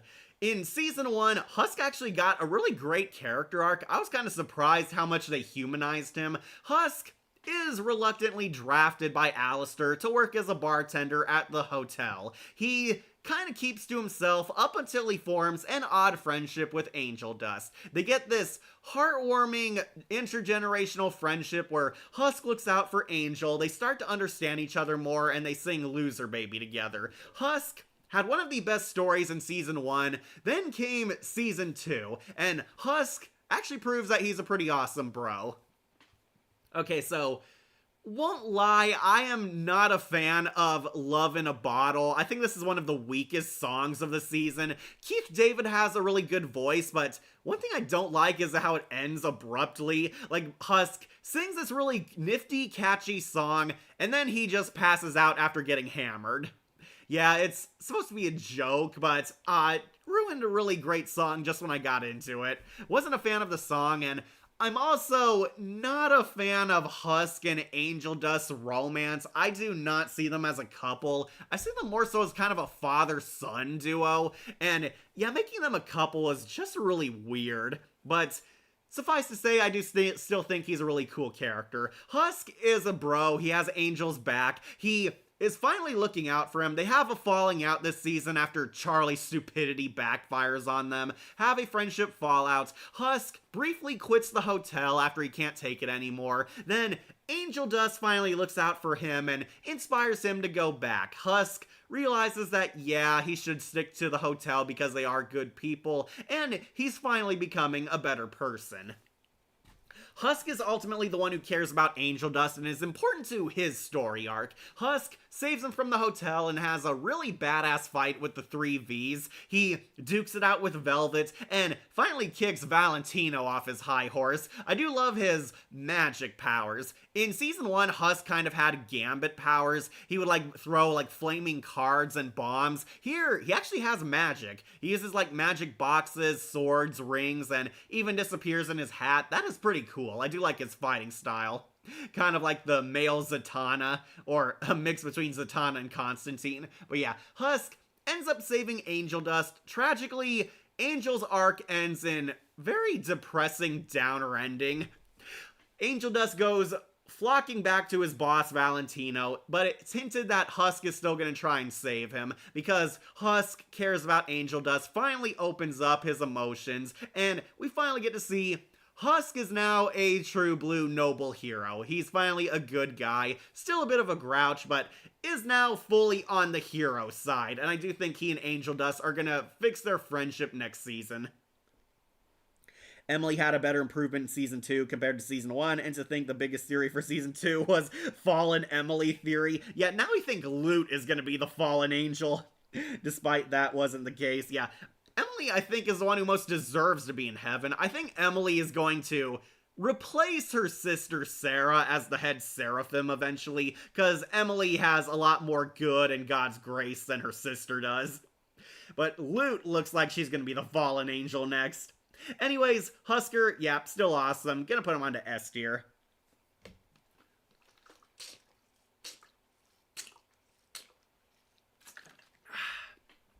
Alright. Now, while we're on the hotel crew, I think we should also add Sir Pentious, and shocker, he's also going on to S tier. Yep, Season 2 somehow made Sir Pentious better than he was in Season 1. Boy, who would have known that this guy who was initially a joke villain would have one of the most profound character arcs of the series? Yep, Sir Pentious is a good boy. Really like this guy's story, and yet he's still great in Season 2. So, Sir Pentious was once a villain in the start of Hazbin Hotel, trying to destroy his arch-nemesis Cherry Bomb and the Radio Demon, went undercover as a spy for Vox to try and snitch on the hotel. He got caught, but then they forgave him, he apologized, and became one of their odd friends in the group.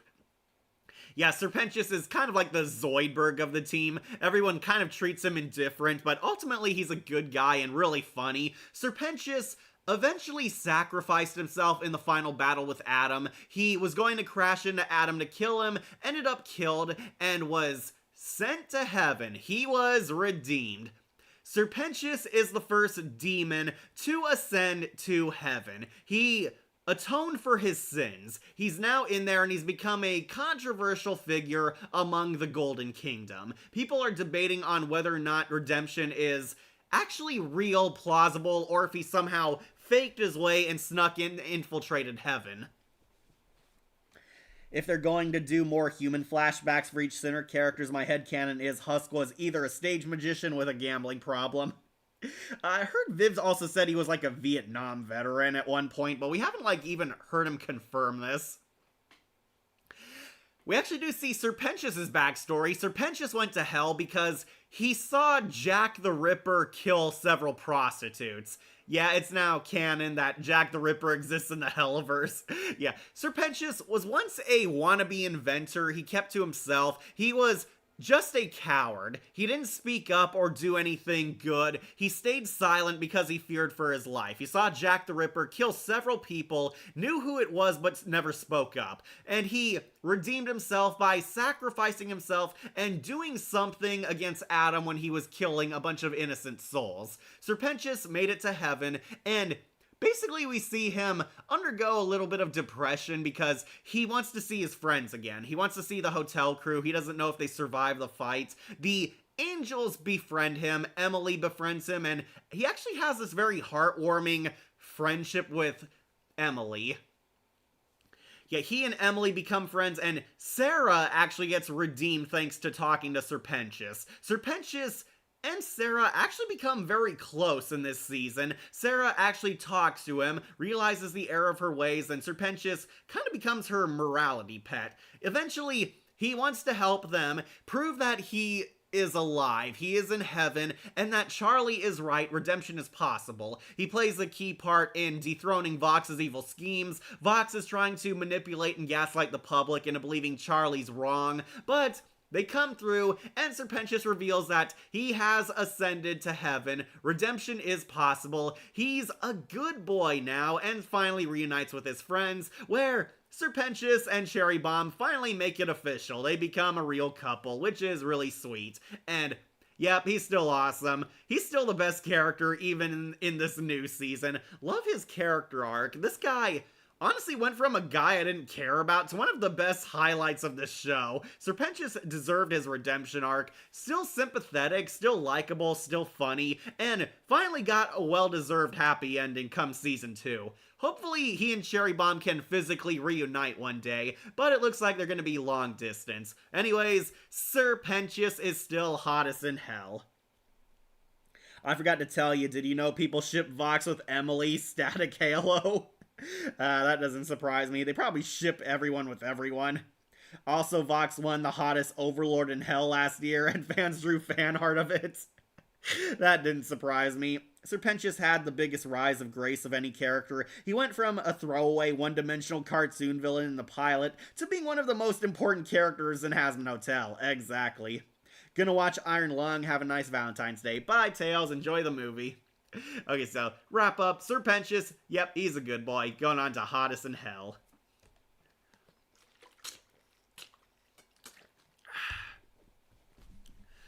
Alright. Next, I think I'll bump off Adam. Yeah, Adam. First man. All of humanity came from these nuts, and not gonna lie, I still like him. Adam is also going on to S tier. Adam is a really hilarious villain, not gonna lie. I thought I was gonna hate him at first because he's like the frat boy. Oh, Charlie, bro, you want some of my ribs? Ha, psych, you fell for it again. Adam is kind of a douche, bro. He's an annoying hipster, annoying Charlie, loves killing people, loves being a bad boy, bragging about his privileges. Basically, he's just kind of protected. He has the privilege to do and get away with whatever he wants, up until he crosses paths with Charlie. Adam at first starts out one-dimensional, but we find out he's actually pretty smart and pretty powerful. Adam is a powerhouse. He did nearly kill the radio demon, so he is definitely not weak, and man, is he, like, so funny. He, like, manipulates events. Oh, you see, he went to my manager behind my back. Low blow, Karen. And, yeah, I hate to admit it, but he's kind of the fun, love-to-hate character. He's very sassy, very obnoxious, very smug, but oh so funny. He thinks he's like the smartest person in the room, but he's not all that hot. And Adam finally gets his war. He wants to kill Charlie because Charlie's a threat to everything. Adam is actually a corrupt angel. He is completely totally evil, a hypocrite, an edgelord. He is protected by heaven because he's the first man, and he sees killing sinners as a necessary evil. He wants to control the population in hell by basically eliminating these souls. Charlie wants to save these souls, redeem them, maybe allow them in across the pearly gates, and Adam sings that kick-ass song, Hell is Forever. That used to be my #1 favorite song until Gravity. Adam eventually dies. We see, like, him unmask. I kind of thought this actually was his true form, that the twist is Adam is like a demon in disguise, but nope, this is actually a mask, and he looks like Alex Brightman underneath it. He loses and gets hilariously killed by Nifty. Adam is the first angel to die, which causes controversy come season 2. So, Adam kind of returns as a hallucination. He's kind of like the ghost Joker from Arkham Knight. He shows up in Lut's mind and is basically the bad angel, the evil voice telling her to commit evil and fight back against their system. And yeah, he's probably gonna be Lut's sidekick once she gets in the spotlight again, but man, is this guy funny. That's really why he's an S tier. He's so funny. I love to hate him. Also has his badass moments, his really kick-ass one-liners, and Alex Brightman definitely had the time of his life playing this douche. Not to mention Hell is Forever is really awesome. That song used to be my #1. Serpentious, I love my snake boy. Yep, he's S tier. Did you know how dangerous that TV was to crush Vincent's head? It's filled with chemicals to melt his face, and the TV was heavy enough to crush his head. Yeah, I mentioned that when I was ranking him. I found his death kind of darkly hilarious, that a TV fell directly on him. We see like his face electrocute and melt. Really gruesome, but also kind of funny that that's how he reincarnated in hell, where the thing that killed him is now a part of his body. Adam was my favorite character for a long time. Yeah, he's funny. He's just really enjoyable. He's kind of a fun, old-fashioned Disney villain. I'm gonna put him onto S tier. I know he kind of ended his tenure abruptly when Nifty backstabbed him, but what can I say? He definitely entertained. You call him Dick Master. He's going on hottest in hell, but Loot is way hotter. Okay, so got plenty of characters to work with still. I guess next we'll knock off a bad character. Okay, might upset some people, but I'm also gonna drop Baxter. Baxter is the new Serpentious. And that is it. He's going on to absolute zero. And beneath Abel, if you can believe it or not. This one hurts too, guys. I was actually looking forward to this character. Viv had so much art and hype around this guy. He even appeared in like the teasers. Baxter is this anglerfish sinner demon who is replacing Serpentious at the hotel. He's a mad scientist, and he enters the hotel as a new patron because he wants to study if redemption is possible. He's writing a theory, wants to be the first scientist to prove it, and kind of becomes a replacement goldfish for Serpentious. Charlie projects a lot of her grief for Serpentious onto this guy because he is kind of a similar character. Unfortunately, I cannot tell you too much about this guy because there were points where you forget he exists. Baxter faded away into the background until the finale, and it sucks. I wanted to like this guy too, but Baxter did nothing. He does nothing. He's sidelined for the entire season. They hype this guy up, introduce him in the pilot, act like he's going to be a big important character. He details some backstory on Serpentious, and that's kind of it. He's important in the finale because he's the hacker, but Serpentious ended up doing most of the work anyway. Baxter and Nifty have shipping moments, they become friends, Nifty helps him on science projects, and the two work together hacking, they fight Velvet, mostly Nifty, and Baxter ends up not doing his part because his laptop got destroyed in the crossfire. And yeah, then he's just standing in the background for the rest of the episode. It hurts. It really hurts. This guy honestly had a few funny moments, but didn't do much. That was the big problem. Baxter ended up being overhyped. He did nothing but be a glorified background character. It was funny that he did that, but Baxter did mute Vox. Yeah, that was pretty funny. That was funny. Again, he had funny moments, but as a character, he was definitely far from my favorites. For real, heavens, our Rock fans. Yeah, Loot and Adam love Rock. The only thing missing is Vox to have a face on the one side and a coin. Yeah, he's not Two-Face, though.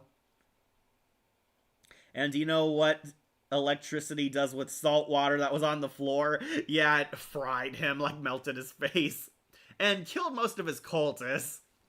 Okay, so I don't have too much to say about Baxter because he ended up not doing too much. Baxter is not really that compelling of a character.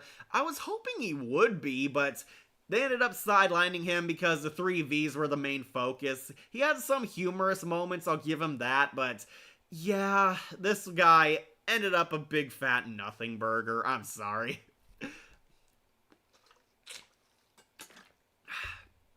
Alright, speaking of bad, I'm also gonna knock off Razzle and Dazzle, who are also going on Could Be Better. Razzle and Dazzle are Charlie's two goat dragon pet minions slash hotel workers.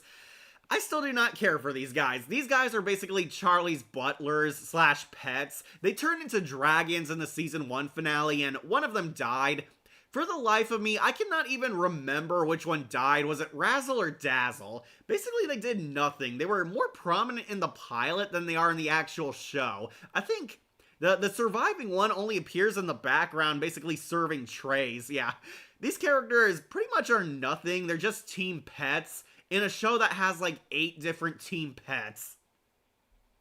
Baxter, I might be wrong, was one of the first few characters that were created by Vivzie.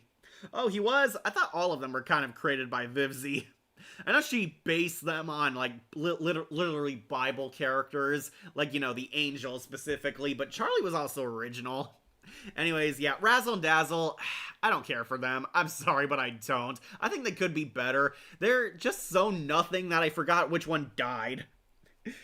As a fanfic writer, I didn't add him in any of my stories because I don't know what to do with his character, mostly because he wasn't in the show yet.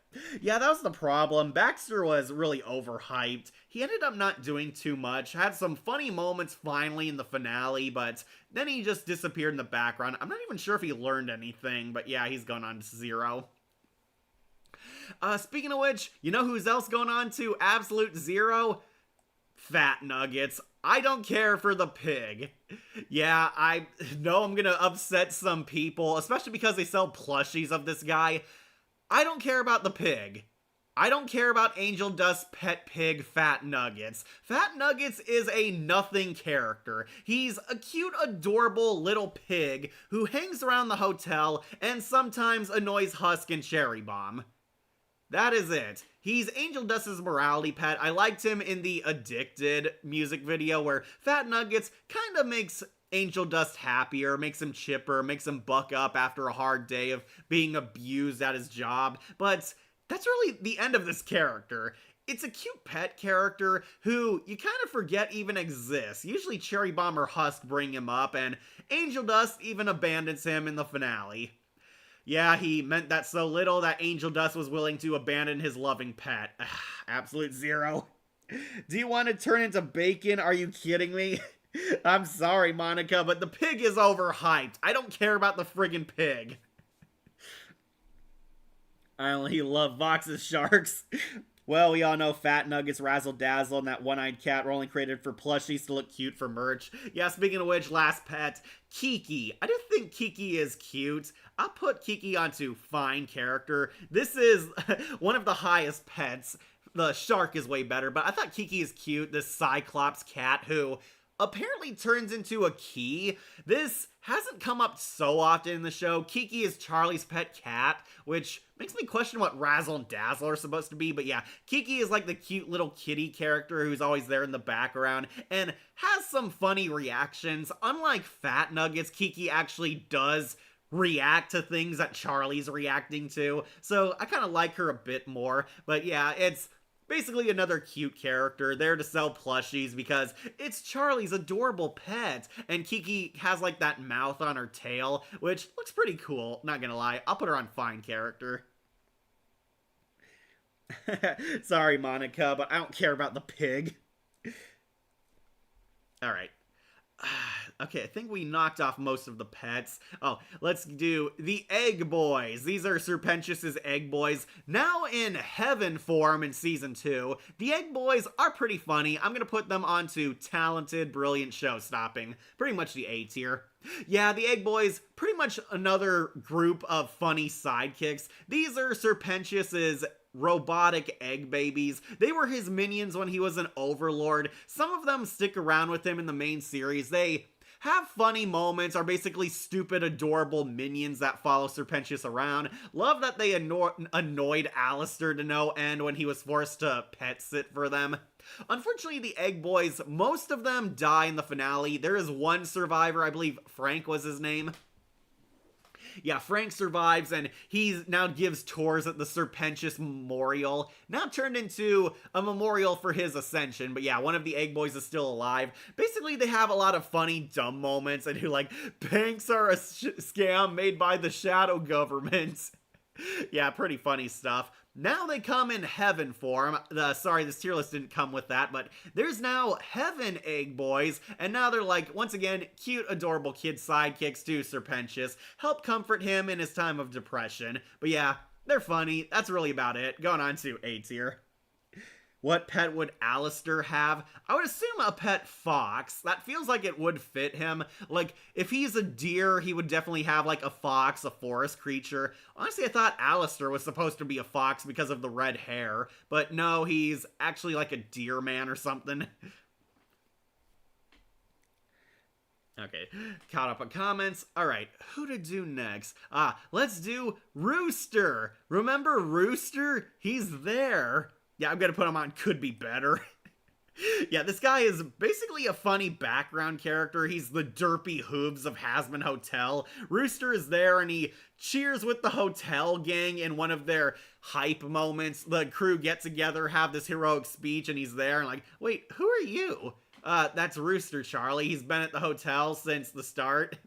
Yeah, he's a funny sight gag. That's really it. I suspect he'll get more come following seasons, but yeah, I'm putting on Could Be Better. I forgot this guy existed too.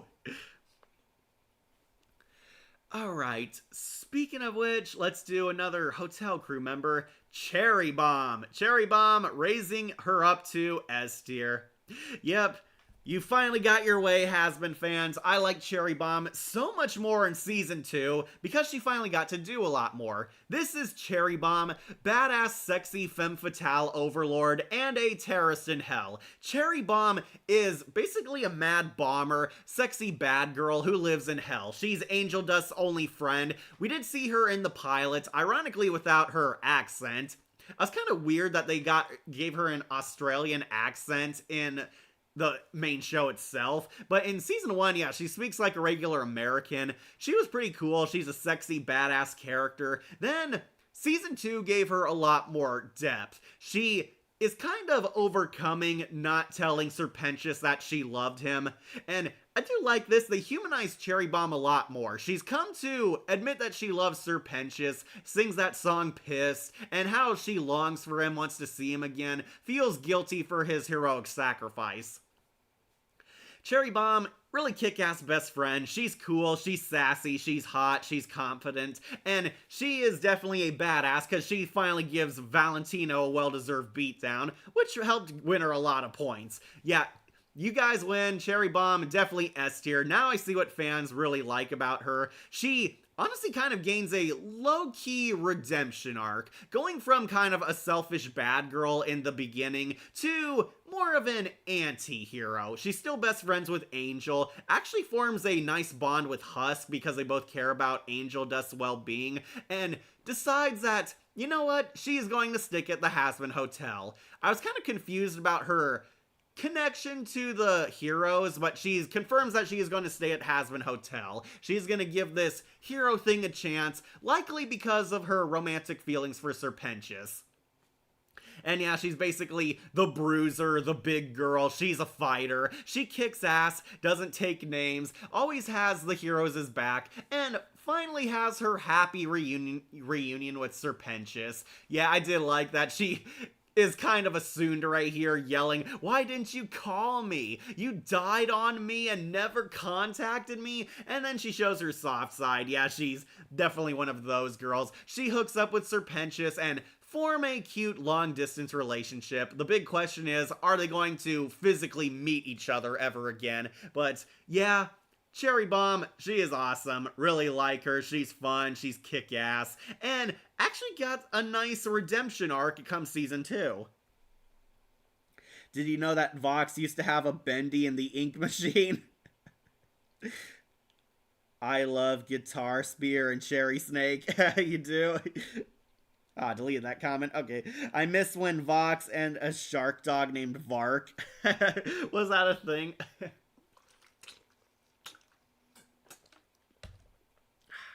Okay, so, yeah, Cherry Bomb greatly improved. I'm gonna put her on Hottest in Hell. I'd sure like to nail her hot spot. Yeah, that was a joke from the pilot.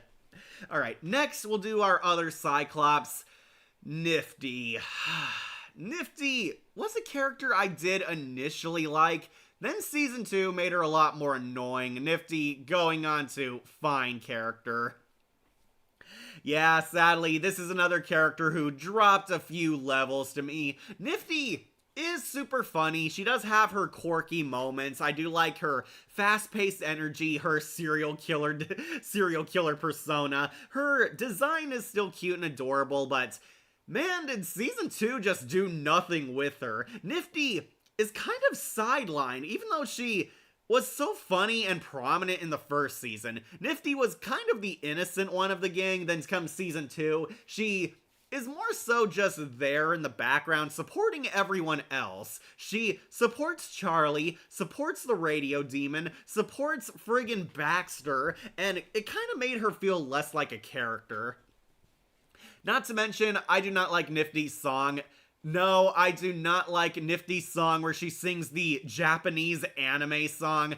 Yeah, I know the animation's good, but man, did it just feel random, annoying, and bizarre. I was just not into it, and the voice actress is good, her singing voice is good, but the music did not stick in my memory, and honestly, she kind of made things worse for Charlie. Nifty is a lot more stupider this season. They are trying to turn her into Gur from Invader Zim. She's hyper, she says random things, she acts like a weirdo all the time. It's funny for a brief moment, but oftentimes, yeah, Nifty is honestly kind of static as a character. She's not moving forward. She's not getting much development. We do see she does actually cherish Alistair as a friend, which I do think is sweet and nice, but she has no clue Alistair is really just using her as a puppet, basically. I was hoping we would get to see Nifty do a little more because she's now a star for killing Adam, but no, they kind of dropped that. I love the star. Like, that's Nifty. She's literally an icon. Oh, take a picture of Nifty stabbing me. And Nifty actually does stab her for fun. But yeah, I was honestly kind of hoping they would have this funny subplot where Nifty is like a hero in hell because she killed Adam. But no, it's kind of dropped after the first episode. Then she's kind of there. Yeah, I'm gonna put her into fine character. She lost points for that annoying anime song. I hate her, she's so annoying. Really, Shadow Duelist, okay. You are so brave. She has like a hardcore fan base. She might get better, but also might get worse. For now, I'm gonna put her in a fine character. She makes me laugh at times. I liked her in the first season. I did like her in the pilot, even if it was brief. But season 2, yeah, she took a lot of hits. Almost worse than Lucifer. Yes, Vox had a shark dog named Vark. It was a popular thing before Shockwave replaced him. Oh, that's sad. I'll have to look that up now. Alright, next...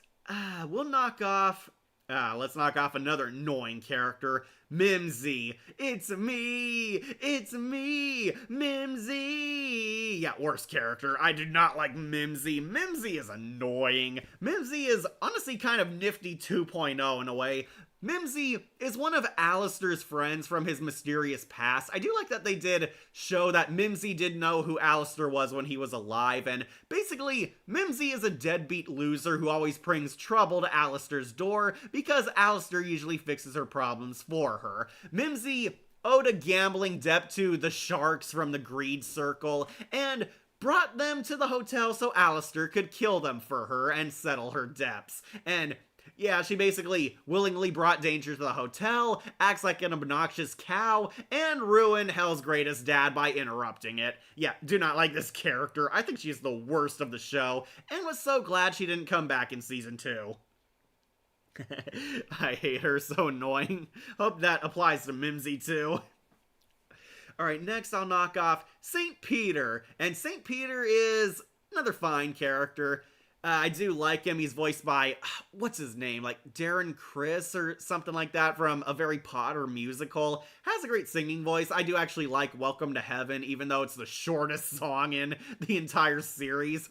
St. Peter is the funny mascot. He's the gatekeeper of heaven. Has a few funny moments. Acts like the awkward secretary to Sarah. But yeah, that's really about it. Hasn't really done too much on the show. He sang a really good song, then he's kind of there in the background. I do love him. Also sassing Lute. At least I didn't get demoted. Oh, bird. And Lute almost stabs him. Yeah, that's really it. St. Peter, I think he's fine. Gonna put him right in the middle. Alright, almost done. Got a few characters left. Next, I think we should bump off Sarah the Seraphim. Okay, so Season 2 definitely improved her. In Season 1, she is basically an incompetent politician. Sarah is the one who approved of the exorcisms, basically started this entire conflict alongside Adam. Sarah secretly approved of this behind Heaven's back because she fears hell would start an uprising because it has more demons while they have less angels. Sarah is basically a coward. She was afraid of the fallout, afraid of the problems this would cause, and trusted Adam to take care of it. We see that she's completely exposed. She didn't mean to actually do evil. She thought she was doing what was required, and it causes a rift between the sisters. This is not picked back up until Season 2, where Sarah meets Serpentius and realizes that, oh, holy cow, her plan is completely falling apart. Everything she believed in is a lie, and Sarah undergoes a crisis of faith, questioning what to do, questioning where does she go from this point on, and she forms a friendship with Serpentius, trusts Emily a lot more than Lute, but at the end of the day, she is kind of incompetent, and one scene that really pissed me off is when, again, the gift basket scene, where after Vox, threatens her sister and declares that, oh, heaven is evil, Sarah turns into her cool bird beast mode and then does nothing. What the hell was even the point of that? She, reveals her true final form, and then she wusses out and does nothing. Yeah, that costed her points, going on to fine character also. He needs to stop bullying Lute. He's just the door watcher. I got a Lute protector. I understand the Shadow Duelist. I love Lute. Mimsy is a character that's just a character to remind the audience that she exists and nothing else. The only good thing is that she showed us overlords that exist before present day. Yeah, she dropped exposition, and that was her purpose. I want an analog horror tape of Alistair killing the other overlords. That would be so cool. You know, there's last moments before they died. Yeah, he recorded their screams and broadcast them over the radio, Silent Hill style. That would be so cool, but we haven't seen it yet. Again, give Vivzy Pop more runtime. You know, there's last moments before they died. Yep, like someone did for the superheroes in The Incredibles. Yeah, we need a scene like that for Alistair. That would be so nightmare-inducing and badass. Okay, so Sarah, I thought she was fine. I thought she got a little better in Season 2 because she was more prominent and gets called out on her BS, but I did not feel like her redemption was satisfying, which is why I'm going to put her right smack in the middle. She's a fine character, but Emily and Lute, much better angel girls.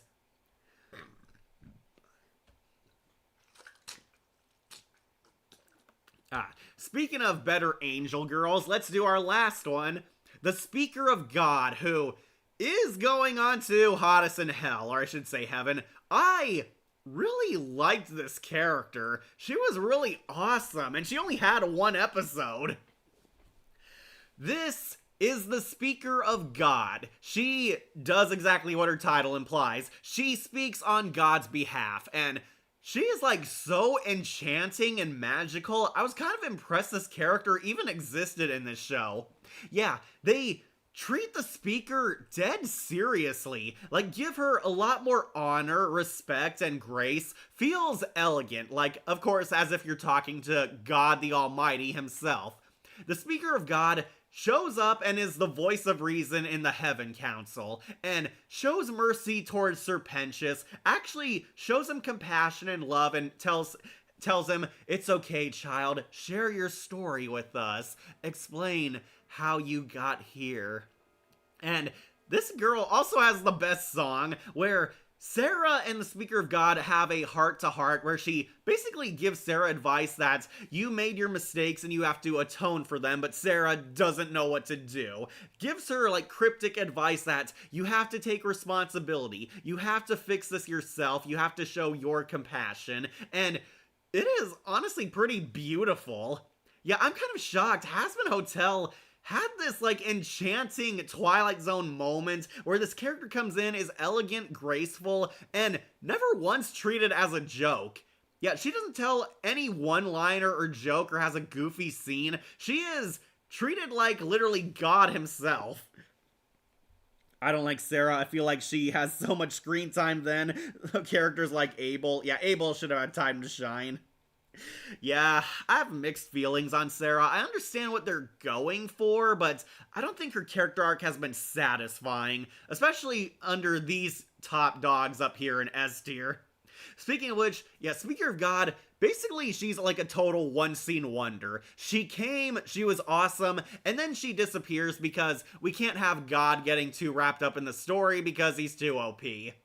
Yeah, basically, we finally get acknowledgement that there is a God in this universe, and she speaks on his behalf. She's caring, compassionate, and honestly, the pinnacle example of what a good angel should be. Speaker of God is awesome, and she even had an awesome, very religious song about atonement. She is hottest in heaven. Going to put her on to S tier. Sorry, catch up on comments and catching my breath. Alright, we're almost there. I'm kind of surprised. This one's going much smoothly than the last one.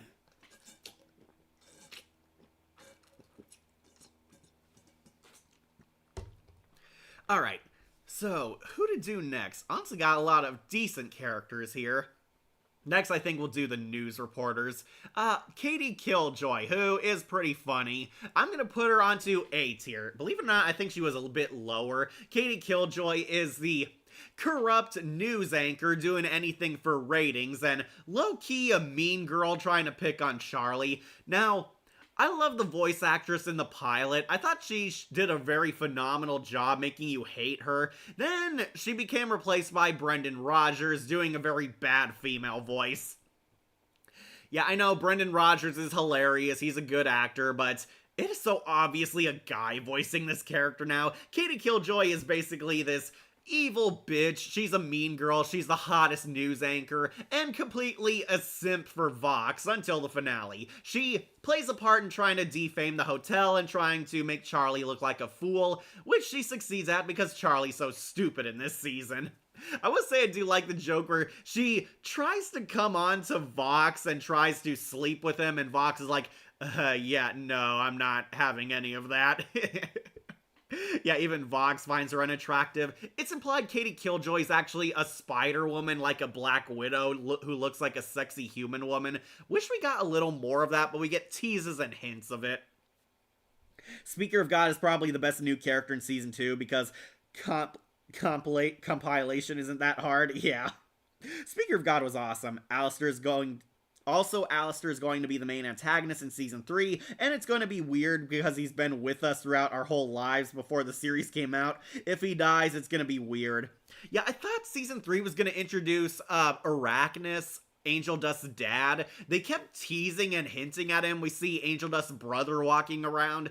They implied that Angel Dust's family was gonna finally be seen in Season 3. We see them in a lot of the comics and fan fiction, but he was gonna finally gain a voice actor.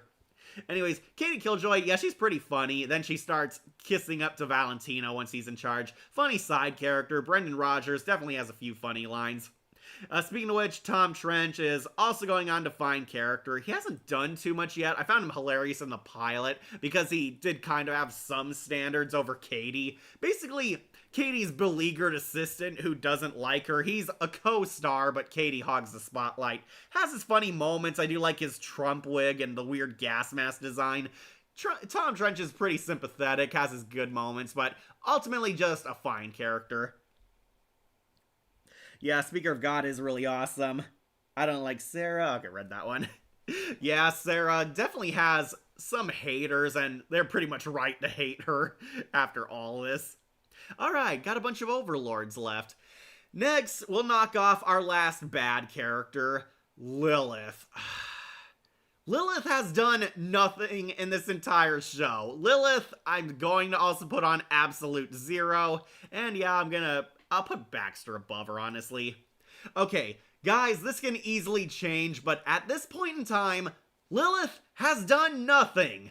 Lilith has sat on the sidelines, doesn't even have a voice actress yet, and from what we've seen of her, we haven't really gained a sense of her personality. Lilith is Charlie's mother. She's Basically, a mysterious character they're building up to. Lilith mysteriously disappeared, showed up at the end of season 1, revealing that she's a sexy Jessica Rabbit looking character, and she's been in heaven the whole time, watching Charlie from afar. Then season 2 kind of sidelines this entire arc, and we tease her again at the end of season 2 in a similar way. Yeah, Lilith gets a phone call from Lute telling her to call off the plan. She is ignoring messages from her husband and Charlie, which honestly kind of makes her look like a bitch. I'm kind of worried they're going to make Lilith a villain in the show. They're probably going to make her like a bad mom because she doesn't seem to care that Charlie and Lucifer are desperate to talk to her and seems apathetic to everything. Then in the season 2 cliffhanger, we get a MCU moment where she finally calls Charlie, where of course we don't hear her voice because it's going to be a big surprise season 3. Lilith has done nothing. She is a nothing of a character, and honestly, all her scenes have only pissed me off more. Also, she's a hypocrite. Yeah, she talks about how we should make hell better, then she ditches them to go party in heaven. It's a bad look. I'll give fans the benefit of the doubt that maybe there's more to this, because of course there might be, but we haven't found out too much yet. I'm sorry, but this is a nothing burger character who basically exists to hype up Charlie's next arc. Yeah, Lilith, absolute zero. Basically, Lilith is MCU Thanos treatment.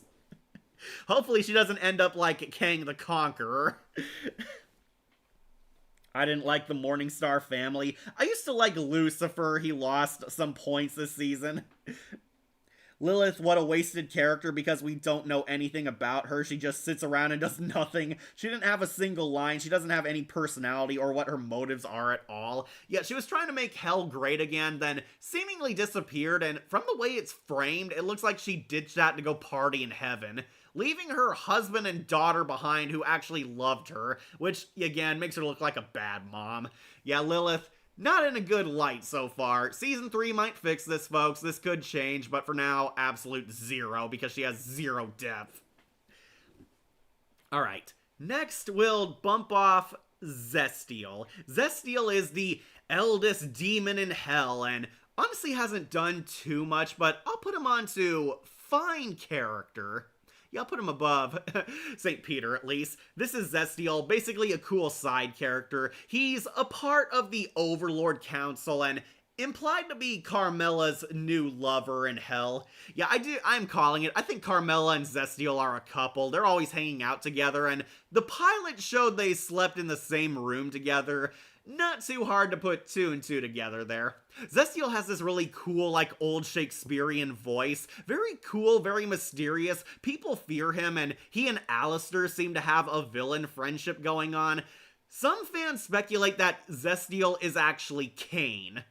And I would be totally on board for that theory, that Zestiel is Cain. He went to hell because Cain is the first murderer in human history, and we were gonna, like, see Zestiel and Abel share a plot point or a scene together. I do kind of like that theory. Nothing too much has been revealed about him, which is why he's not high up. Yeah, I'm sorry, folks. I know a lot of people like him, especially because of his cool voice. But he hasn't done too much yet. He's been like Carmella's voice of reason, always hanging out with her, and basically helping reveal more about Carmella's character than his own. But he has a pretty sick voice. I'll put him on fine character. Where am I? Oh, Vox. There you are. You're up top, Vox. Yeah, you're still populi with us here. Divorced. Yeah, Lilith deserves to be divorced by Lucifer. I'm worried she's just gonna get the Supreme Leader Snoke treatment, build up only to get eliminated with no build up out of nowhere. Yeah, that is kind of a fear. Lilith feels more like a plot device than a person. Yeah, Vox, you're number 1. Hail Vox Populi, the people's voice. Alright, final 3, guys. Almost there. We're almost there. Alright, I know I'm gonna upset you, but I gotta use my first restroom break. Cast your vote who you want to see below. Can't go wrong with any of them. We got Rosie, Carmella, or Angel Dust. I'll be right back, just gonna take a quick break.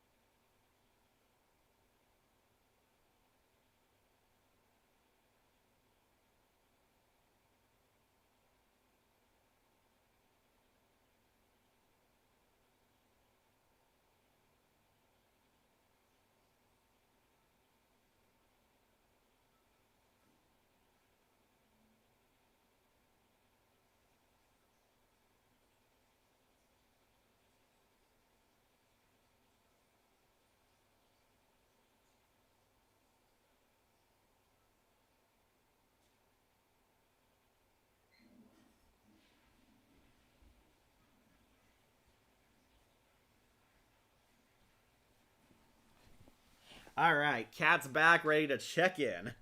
Yay, welcome Vox. Yeah, Vox, you made it up. Hi, Valentino. I'm from fucking Florida. Okay. Okay, apparently nobody's voted here, so I guess we'll just keep going. My decisions. Yeah, here's Vox at number 1. So far, dead last Mimsy because she was annoying. Alright, just needed a little break, needed water. Okay, so next, we'll bump off Rosie. Rosie is going on to talented, brilliant show stopping. And yeah, I did kind of like her more than Alistair this season. This is Rosie, the Overlord Queen of Cannibal Town. And Rosie's a character I did actually kind of like. She's honestly everything I was hoping Alistair was gonna be. She's charming, mysterious, is a lot smarter than she lets on. She's secretly in control of everything, and is way more powerful than the radio demon. Rosie is a cannibal. She lives in basically the cannibal side of town, which ironically looks like a beautiful place except for all the zombies who eat people. I suspect Rosie is an actual hellspawn being. She is not a sinner who went to hell, especially based on a lot of comments and Vivzy Pop comments, especially online. Rosie is the demon who made a deal with Alistair. She is the overlord who controls him. And we find out Rosie's hatching some bizarre, overly long scheme for Charlie. Rosie is obsessed with the Hazbin Hotel and has certain plans in mind for it one day. Rosie's introduced in season 1 as an actual friendly ally, giving Charlie an army of cannibals to help fight back against the angels. Actually acts very kind, polite, and friendly, and season 2 reveals it was all an act. Yeah, season 2 reveals that Rosie's actually kind of sadistic and monstrous. She's the kind of person who would rip your guts out and show them to you while having a smile on her face. She's affably evil, polite, nice, but screw with her and you will be on the end of her fork. Yeah, Rosie, honestly pretty cool. I do like how mysterious and chipper she is. Actually has manners despite being a deranged psychopath. Rosie is actually in control of Alistair. We find out they made a deal together, and she has one of the best songs in season 2. I like Don't You Forget. It was actually a very memorable and catchy song where she sings how she owns Alistair. Alistair is her pet, her bitch, and puts him in his place all throughout the song while she has her sadistic smile all throughout. Yeah, everything Alistair does is because of her. Alistair is her puppet, and unfortunately, we don't find out what her grand scheme is yet. It's implied she wants to take Charlie in as her apprentice. That's at least what I theorize. Charlie is somebody Rosie is eyeing and wants to form an alliance with, because if the Princess of Hell is her best friend, she will become even more powerful than what her powers already imply, which is already a scary thing. I suspect Rosie's gonna be an arc villain one day, at least tied to Alistair in some form, but yeah, Rosie, pretty cool, pretty mysterious. I do like her design, I like her voice. She kind of goes for like a Jewish mother. Oh, don't be thrown off by their snarling. That's enthusiasm, darling. She comes across as nice, but she is a master manipulator. She is definitely evil behind the scenes. She's that kind of girl. But Rosie, pretty cool. I will put her on the A tier, mostly because I want to know more about her. I do want to know more about this character. I do want more screen time with her, and I want to know what her plans for Charlie are. But for now, going on to talented, brilliant show-stopping. Rosie dethroned Alistair as the funny and disturbing character of the show. Yes, exactly. Because everything Rosie is doing is what fans thought Alistair was going to do throughout the series. Exactly! Rosie is the exact character we thought Alistair was gonna be. But no, we gave it to her because it's implied she's this big endgame villain. Sorry, just grabbing my charger. Been talking for a long while. We're on down to our final 2 characters. Don't worry, Wolf, you'll get your lunch soon.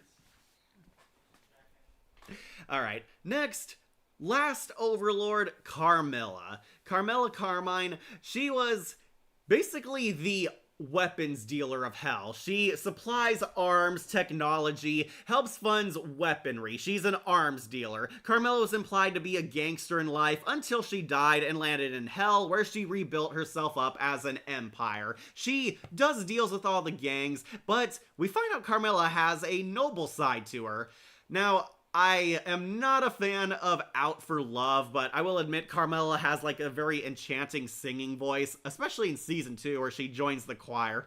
But believe it or not, Carmilla went from one of my least favorite characters to somebody I want to know more about. I loved her in season 2. I'm going to put her also onto talented, brilliant, show-stopping. Yeah, that's right, Hazbin fans. Carmilla actually won points this season. So, in the first season, Carmilla is also an aloof ally turned friend. She's mostly friends with Vaggie. Vaggie reaches out to her. Carmilla reveals that angel weaponry can also kill heaven angels. And she, like, made her boots out of these. Yeah, Carmilla is pretty hot. She's like a sexy MILF character. Also has this really neato demon design. I love her eyes, especially. She's, like, always looks like she's sinister or calculating something. Carmilla joins forces with the hotel. Then, unfortunately, this does have consequences in season 2. Vox points out, and pretty justifiably points out, that Carmilla, you might be on Heaven's kill list after the events with Adam. They might target you and your family next, see you as a threat, and Carmilla is forced to join a side, and really liked her writing in season 2.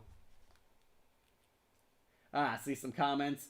Viva mi Carmilla. Yeah, Carmilla is much better this season, mostly because I like that she's a morally gray character. I think this is what fans really love about Miss Carmine. Carmilla is honestly in between. She's a neutral villain at best. She doesn't go looking for a fight. She is an overlord. She does conquer stuff. She makes weapons. She looks out for herself. But she's also open for alliances, business dealings, working her way around the landscape of hell. And this is how she got her empire, why she's so powerful. Basically, discovering new weaponry, helping supply guns, making friends, and keeping an eye on enemies, making sure there's a balance between the war and hell.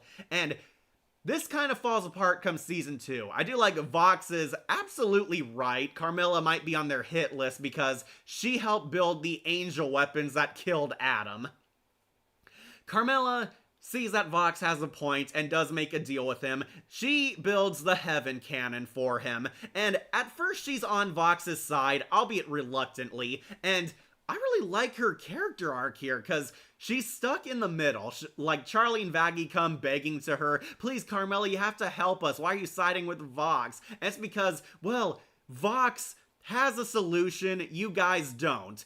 Lilith is gone, you guys don't have the answers, I helped you out of necessity, now I have to help him also out of necessity. Vox is basically the clear winner in all this, while Charlie and Vaggie seem a bit hopeless and powerless right now. She clearly doesn't like it, but she's making the right choice for her family. And complete turnaround come the finale. Carmilla is there during Vox's party, how they're gonna invade heaven, he's sitting with the council, and Carmilla, total change of heart. She realizes Charlie and Vaggie were right, Vox is a danger, and he's of course shooting up hell, causing more damage to their side than heaven, leading to the gun overloading, and Carmilla comes to her senses, sides with Vaggie, and has this heartwarming moment where they both sever ties with the gun, and Carmilla eventually gives her powers to help in the final fight, proving that there is some good here in this demon.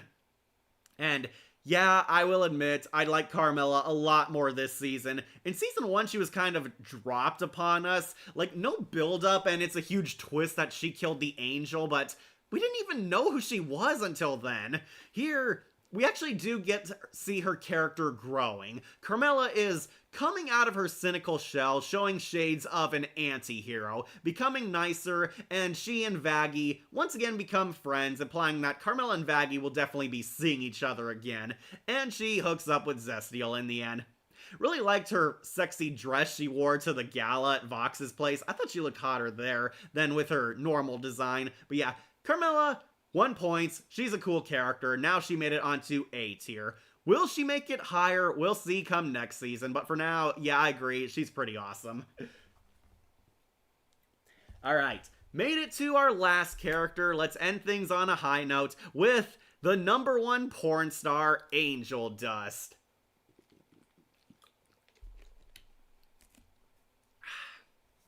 Alright, Angel Dust, shocker, going on to Hottest in Hell. Tragically, he is going down a few characters, but I'll put him under Cherry Bomb, but above Husk. Okay, so Angel Dust was one of my favorite characters. I used to think he was the funniest in the hotel, up until we got, a bigger roster of characters. But Angel Dust is likable, he's rude, he's crude, and he's a radical dude. Angel Dust is the porn star who is going at Hazbin Hotel basically to get away from his abusive boss slash lover Valentino here. Yeah, he tries to get away from Valentino, goes to the hotel because he was staying there for free. Then he has a heartwarming arc where he slowly becomes best friends with the hotel crew. He starts respecting Charlie and Vaggie a lot more, becomes total bros with Husk, and Cherry Bomb is already his friend in the pilot. They become much tighter, he becomes a part of the friend circle. Unfortunately, Season 2, I do have some criticisms here, which is why he's not higher for me. Angel Dust pretty much goes through the ringer this season. I gotta ask, who the hell did Blake Roman piss off behind the scenes? Cause Season 2 feels like the Angel Dust torture porn. Angel Dust is abused a lot more, undergoes a lot more mental trauma, a lot of physical trauma, and we get the big twist, Angel Dust is a Manchurian agent.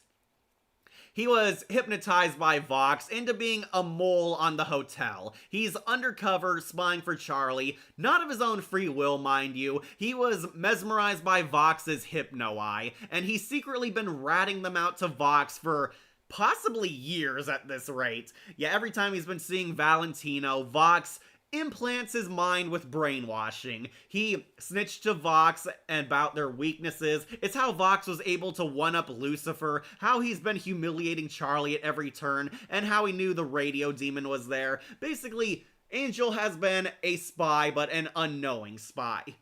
And yeah, Angel Dust kind of gets abused all Season 2. I like Angel Dust, I don't like seeing him in pain, and yeah, I do kind of agree they kind of halted his character development here. There was also fan art of Human Alistair and Human Vox being a couple. That doesn't surprise me. Especially because now we know what Vox looked like when he was a human. Okay, so basically, what sums up Angel's character arc in Season 2, he is abused, he's a victim, he's the tragic character, he's hiding behind a fake smile. I do like him, I'm not at all a fan of the Losing Streak song. Yeah, sorry, it did not appeal to me. Blake Roman is a good singer, but Poison still holds the title for Blake's best solo. But Angel Dust, he, I guess, falls in love with Husk. They're teasing a romance. I am not a fan of Angel Dust and Husk hooking up. I think they have a better platonic bond, but whatever, it's Viv's vision. But Angel Dust finds out he's a spy, and he's taken hostage by the V's, where basically they save him. They turn Angel Dust into a damsel in distress, alongside Lucifer here. It hurts, but not as badly as Lucifer's regression did, because he still feels sorry for him, and this was going to happen eventually, them trying to sever the chains Valentino is holding over him. Unfortunately, leads to a very tragic ending. After the dust settles and they defeat the 3 Vs, Angel Dust goes back to Valentino willingly. He feels extremely guilty, blames himself for betraying the hotel, and resigns himself to staying by Valentino as a self-inflicted punishment. I know this won't be the last we ever see of him, we'll likely see him again, but it ends on kind of a downer story. But Angel Dust is still a fan favorite character, and I can see why. Still like him, he's still funny, he's still enjoyable, and he's very sympathetic. I hope he gets his well-deserved happy ending soon, but he's still on S tier. Wow, season 2 was the Angel Dust torture season. In fact, out of the rest of the cast, did Angel Dust suffer the most when it comes to physical and emotional abuse? He definitely did. He's like getting slapped around by Valentino, and when Vox like corners him in the hotel room, like we get like this very harsh abuse scene where Vox like literally beats him and reveals that he's honestly kind of jealous of Angel Dust being Val's favorite. It's honestly kind of intense and hardcore. Yeah, if you thought Valentino abusing Angel was harsh, Vox also gets a scene like that where he also mind rapes him and brags that, oh, you've been my spy and betraying your friends for me all along. And we do find out Angel Dust's reason for being in hell. It's not because he's gay or a crossdresser, it's because he's a murderer. Yeah, Vox reveals Angel Dust murdered somebody, heavily implied to be his dad. Angel Dust is from the 1920s or 1930s, and let's just say gay people were not as accepted back then as they are now. It's implied that the dad did not approve of Angel Dust's, preferences. And unfortunately, it led to a clash between them where Angel Dust might have offed Daddy. We don't have confirmation of this. I could be wrong. He could have killed somebody else completely. But Angel Dust kind of severed ties with his family, and Vox is teasing that it might have been his abusive dad. And that's why he's in hell. And Angel Dust, I do hope he gets redeemed, but he's going to have a lot to overcome if this is true. We'll find out more about this come the next few seasons, but yeah, Angel Dust, I do like him, and this did shine a light so much on his character, even though he was rightfully pissed off at Charlie. I don't blame you, Angel Dust, I would be too, but yeah, Angel Dust, he's still cool. It was a scary experience. Yeah, that scene with Vox hurt Angel in that hotel scene, I almost divorced Vox. Yeah, it's never said, but I get the implication that Vox was so hard on Angel because he's envious that Valentino cherishes him so much. Like, I think Vox is low-key jealous that his boyfriend is eyeing other people. And, he mentions that, he says that, oh, I have waited so long to do that, I've held that back all this time, and yeah, I think he was definitely well aware that Angel Dust was more so the favorite. I hate Husker Dust. Me too, Shadow Duelist. I do not want them to become a couple. Yeah, Angel Dust and Husk work better as friends or father and son. Yet please don't go Batman and Batgirl on this couple, Viv. Yeah, season 2 is kind of the Angel Dust torture porn. You do feel sorry for him because of course you do, but you get kind of uncomfortable about how much abuse he suffers, and Angel Dust is also badass. I'm kind of surprised he never got a hit off of Vox or Val yet, but that time may come someday. But nevertheless, yeah, Angel Dust, cool character, still feel sorry for him, but he was outclassed by some better characters up here. But we did it! We completed the tier list, talked about all of them, from rock bottom to top. Yeah, counted all the characters who mattered this time. If you can't tell, Vox is number 1 because of course he is. Will season 3 magically outclass him? We'll see, but yeah, Vox, easily the best character, especially thanks to season 2. Worst character, still Mimsy, do not like her. I'll go over it one last time for any of you late birds, or for those of you who skip click all the way to the end. Yeah, that scene was actually pretty scary. I kind of wish Viv would do more horror-esque scenes in Hazbin Hotel, because both Hazbin Hotel and Hell of a Boss show that she can do a lot of intense nightmare fuel. Yeah, Vox was really creepy in that scene. They made the TV glow actually pretty haunting instead of funny. Alright, catch up on comments, getting some water.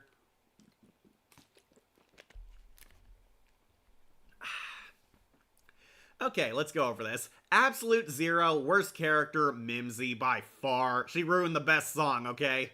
Then Lilith, Baxter, Fat Nuggets, and Abel. Sorry, but these characters are really weak. They can easily bounce back, so there's always hope, but yeah, I did not care for these ones. These ones are the least developed characters. could be better. Got Rooster, who is just a funny visual gag. Razzle and Dazzle, I don't care for the cute pet characters. And Valentino, who I thought got worse this season. Yeah, these characters definitely needed some much needed improvement. They could be better. Right smack in the middle, the fine, passable characters. Kiki, easily the cutest pet character of the heroes. Nifty, who was more annoying this season. Sarah, who was more annoying this season. Tom Trench, who barely did anything. St. Peter, who has his funny moments, but ultimately is a side character. Zestiel, who has his cool moments, but we don't know too much about. And Lucifer, who tragically got worse this season. These ones, all passable. I think they're fine. They're fine characters, just right smack in the middle. Again, could improve, could get worse, but for now, they are definitely B tier. Then our awesome characters. Talented, brilliant, show-stopping. Emily, really liked her. Rosie, Radio Demon, Alistair. Carmilla, Shockwave. Charlie, who tragically downgraded. The Egg Boys and Katie Killjoy. Yep, they're pretty funny. I still like them. I still think they're entertaining. They had a few more flaws or needed more development, but I do think they're definitely highlights of the show still. I'm praying Charlie and Radio Demon especially get better because they were the top two initially. But hottest in hell, who are the top dogs in the Inferno? Velvet, yeah, really like her. Cool, sassy overlord with very funny moments. Vaggie, they actually improved. This angel has soared much higher. Husk, I love Husker. He's cool, he's badass, and Keith David still has that suave and cool voice. Angel Dust, still one of the funniest characters of the show. Wish he got treated better, but yeah, I still like him. Cherry Bomb, she actually upgraded. Really like her. Hot, cool, badass, pure fire.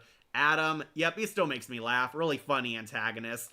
The Speaker of God, one of the most magical characters of the show. She deserves a lot of praise. Hopefully we see her again, but in small doses. Serpentius, yep, still has one of the best character arcs. This guy went from nothing to one of the best heroes of the entire show. Loot, yep, I still love her. I know, I'm such a simp, but yeah, she's my Hazbin Hotel waifu. Cool character, compelling villain, and really hoping she goes very far in this show. But number one is Vox. Hail Vox Populi, the people's voice. Yeah, wasn't really any doubt. Vox is the MVP of Season 2. He was funny in Season 1 and actually became one of the best cartoon villains of all time. That really speaks volumes of to how great this guy is. Vox, hottest in hell. Let's see where he goes come the following seasons. But for now, he's my number one. Thanks for the tier shout. You're welcome, Monica. Glad you liked it. Hey, since there's going to be a He-Man movie coming out this summer, will you review the 2002 He-Man show? I've actually thought about it. That's up in the air. Might do a tier list, but we'll see. I also have to talk about the Haunting Hour movie. Yeah, there was another one, the Pumpkinheads. That one might be on the horizon. I do have some projects in development, Haunting Hour stuff, and I was also going to talk about a Tales from the Dark Side episode. Someone requested a Twilight Zone short, but we'll see what happens. Patreons are coming in. I do have a video currently on Patreon. My top secret project I've been hyping up is finally done. Go check it out. I'm not going to spoil it here. Also release those Twilight Zone shorts. Those are pretty fun and goofy. And reveal a new cat pose. Wolf has some surprises in the making. Yeah, sorry to disappoint, but Wolf is also going to do another Goosebumps sometime in the future. Also, maybe a tier list crossover. As for tier lists, I am thinking about doing another Walking Dead tier list, gonna rank the Telltale villains, and we do have some Power Ranger ideas, but I'm trying to see if Wolf will join me on those. But those are what we have in store for the future. Gotta go. Bye. Bye, Monica. Okay, everyone's leaving. All right, so I'll get to wrapping up. Thank you all for joining us. I'm glad you love these tier lists. I enjoy making them. Definitely have a few more plans in the future, so don't worry. Hazbin Hotel, really kick-ass show, and as you can see, had a lot more good than bad characters. So I'll wrap up and set you guys free. Remember to like, comment, share, and subscribe, or just tune in for more videos posted here on Wolf Entertainment. I'm your host, Catastrophe, and I wish you all a happy day in hell.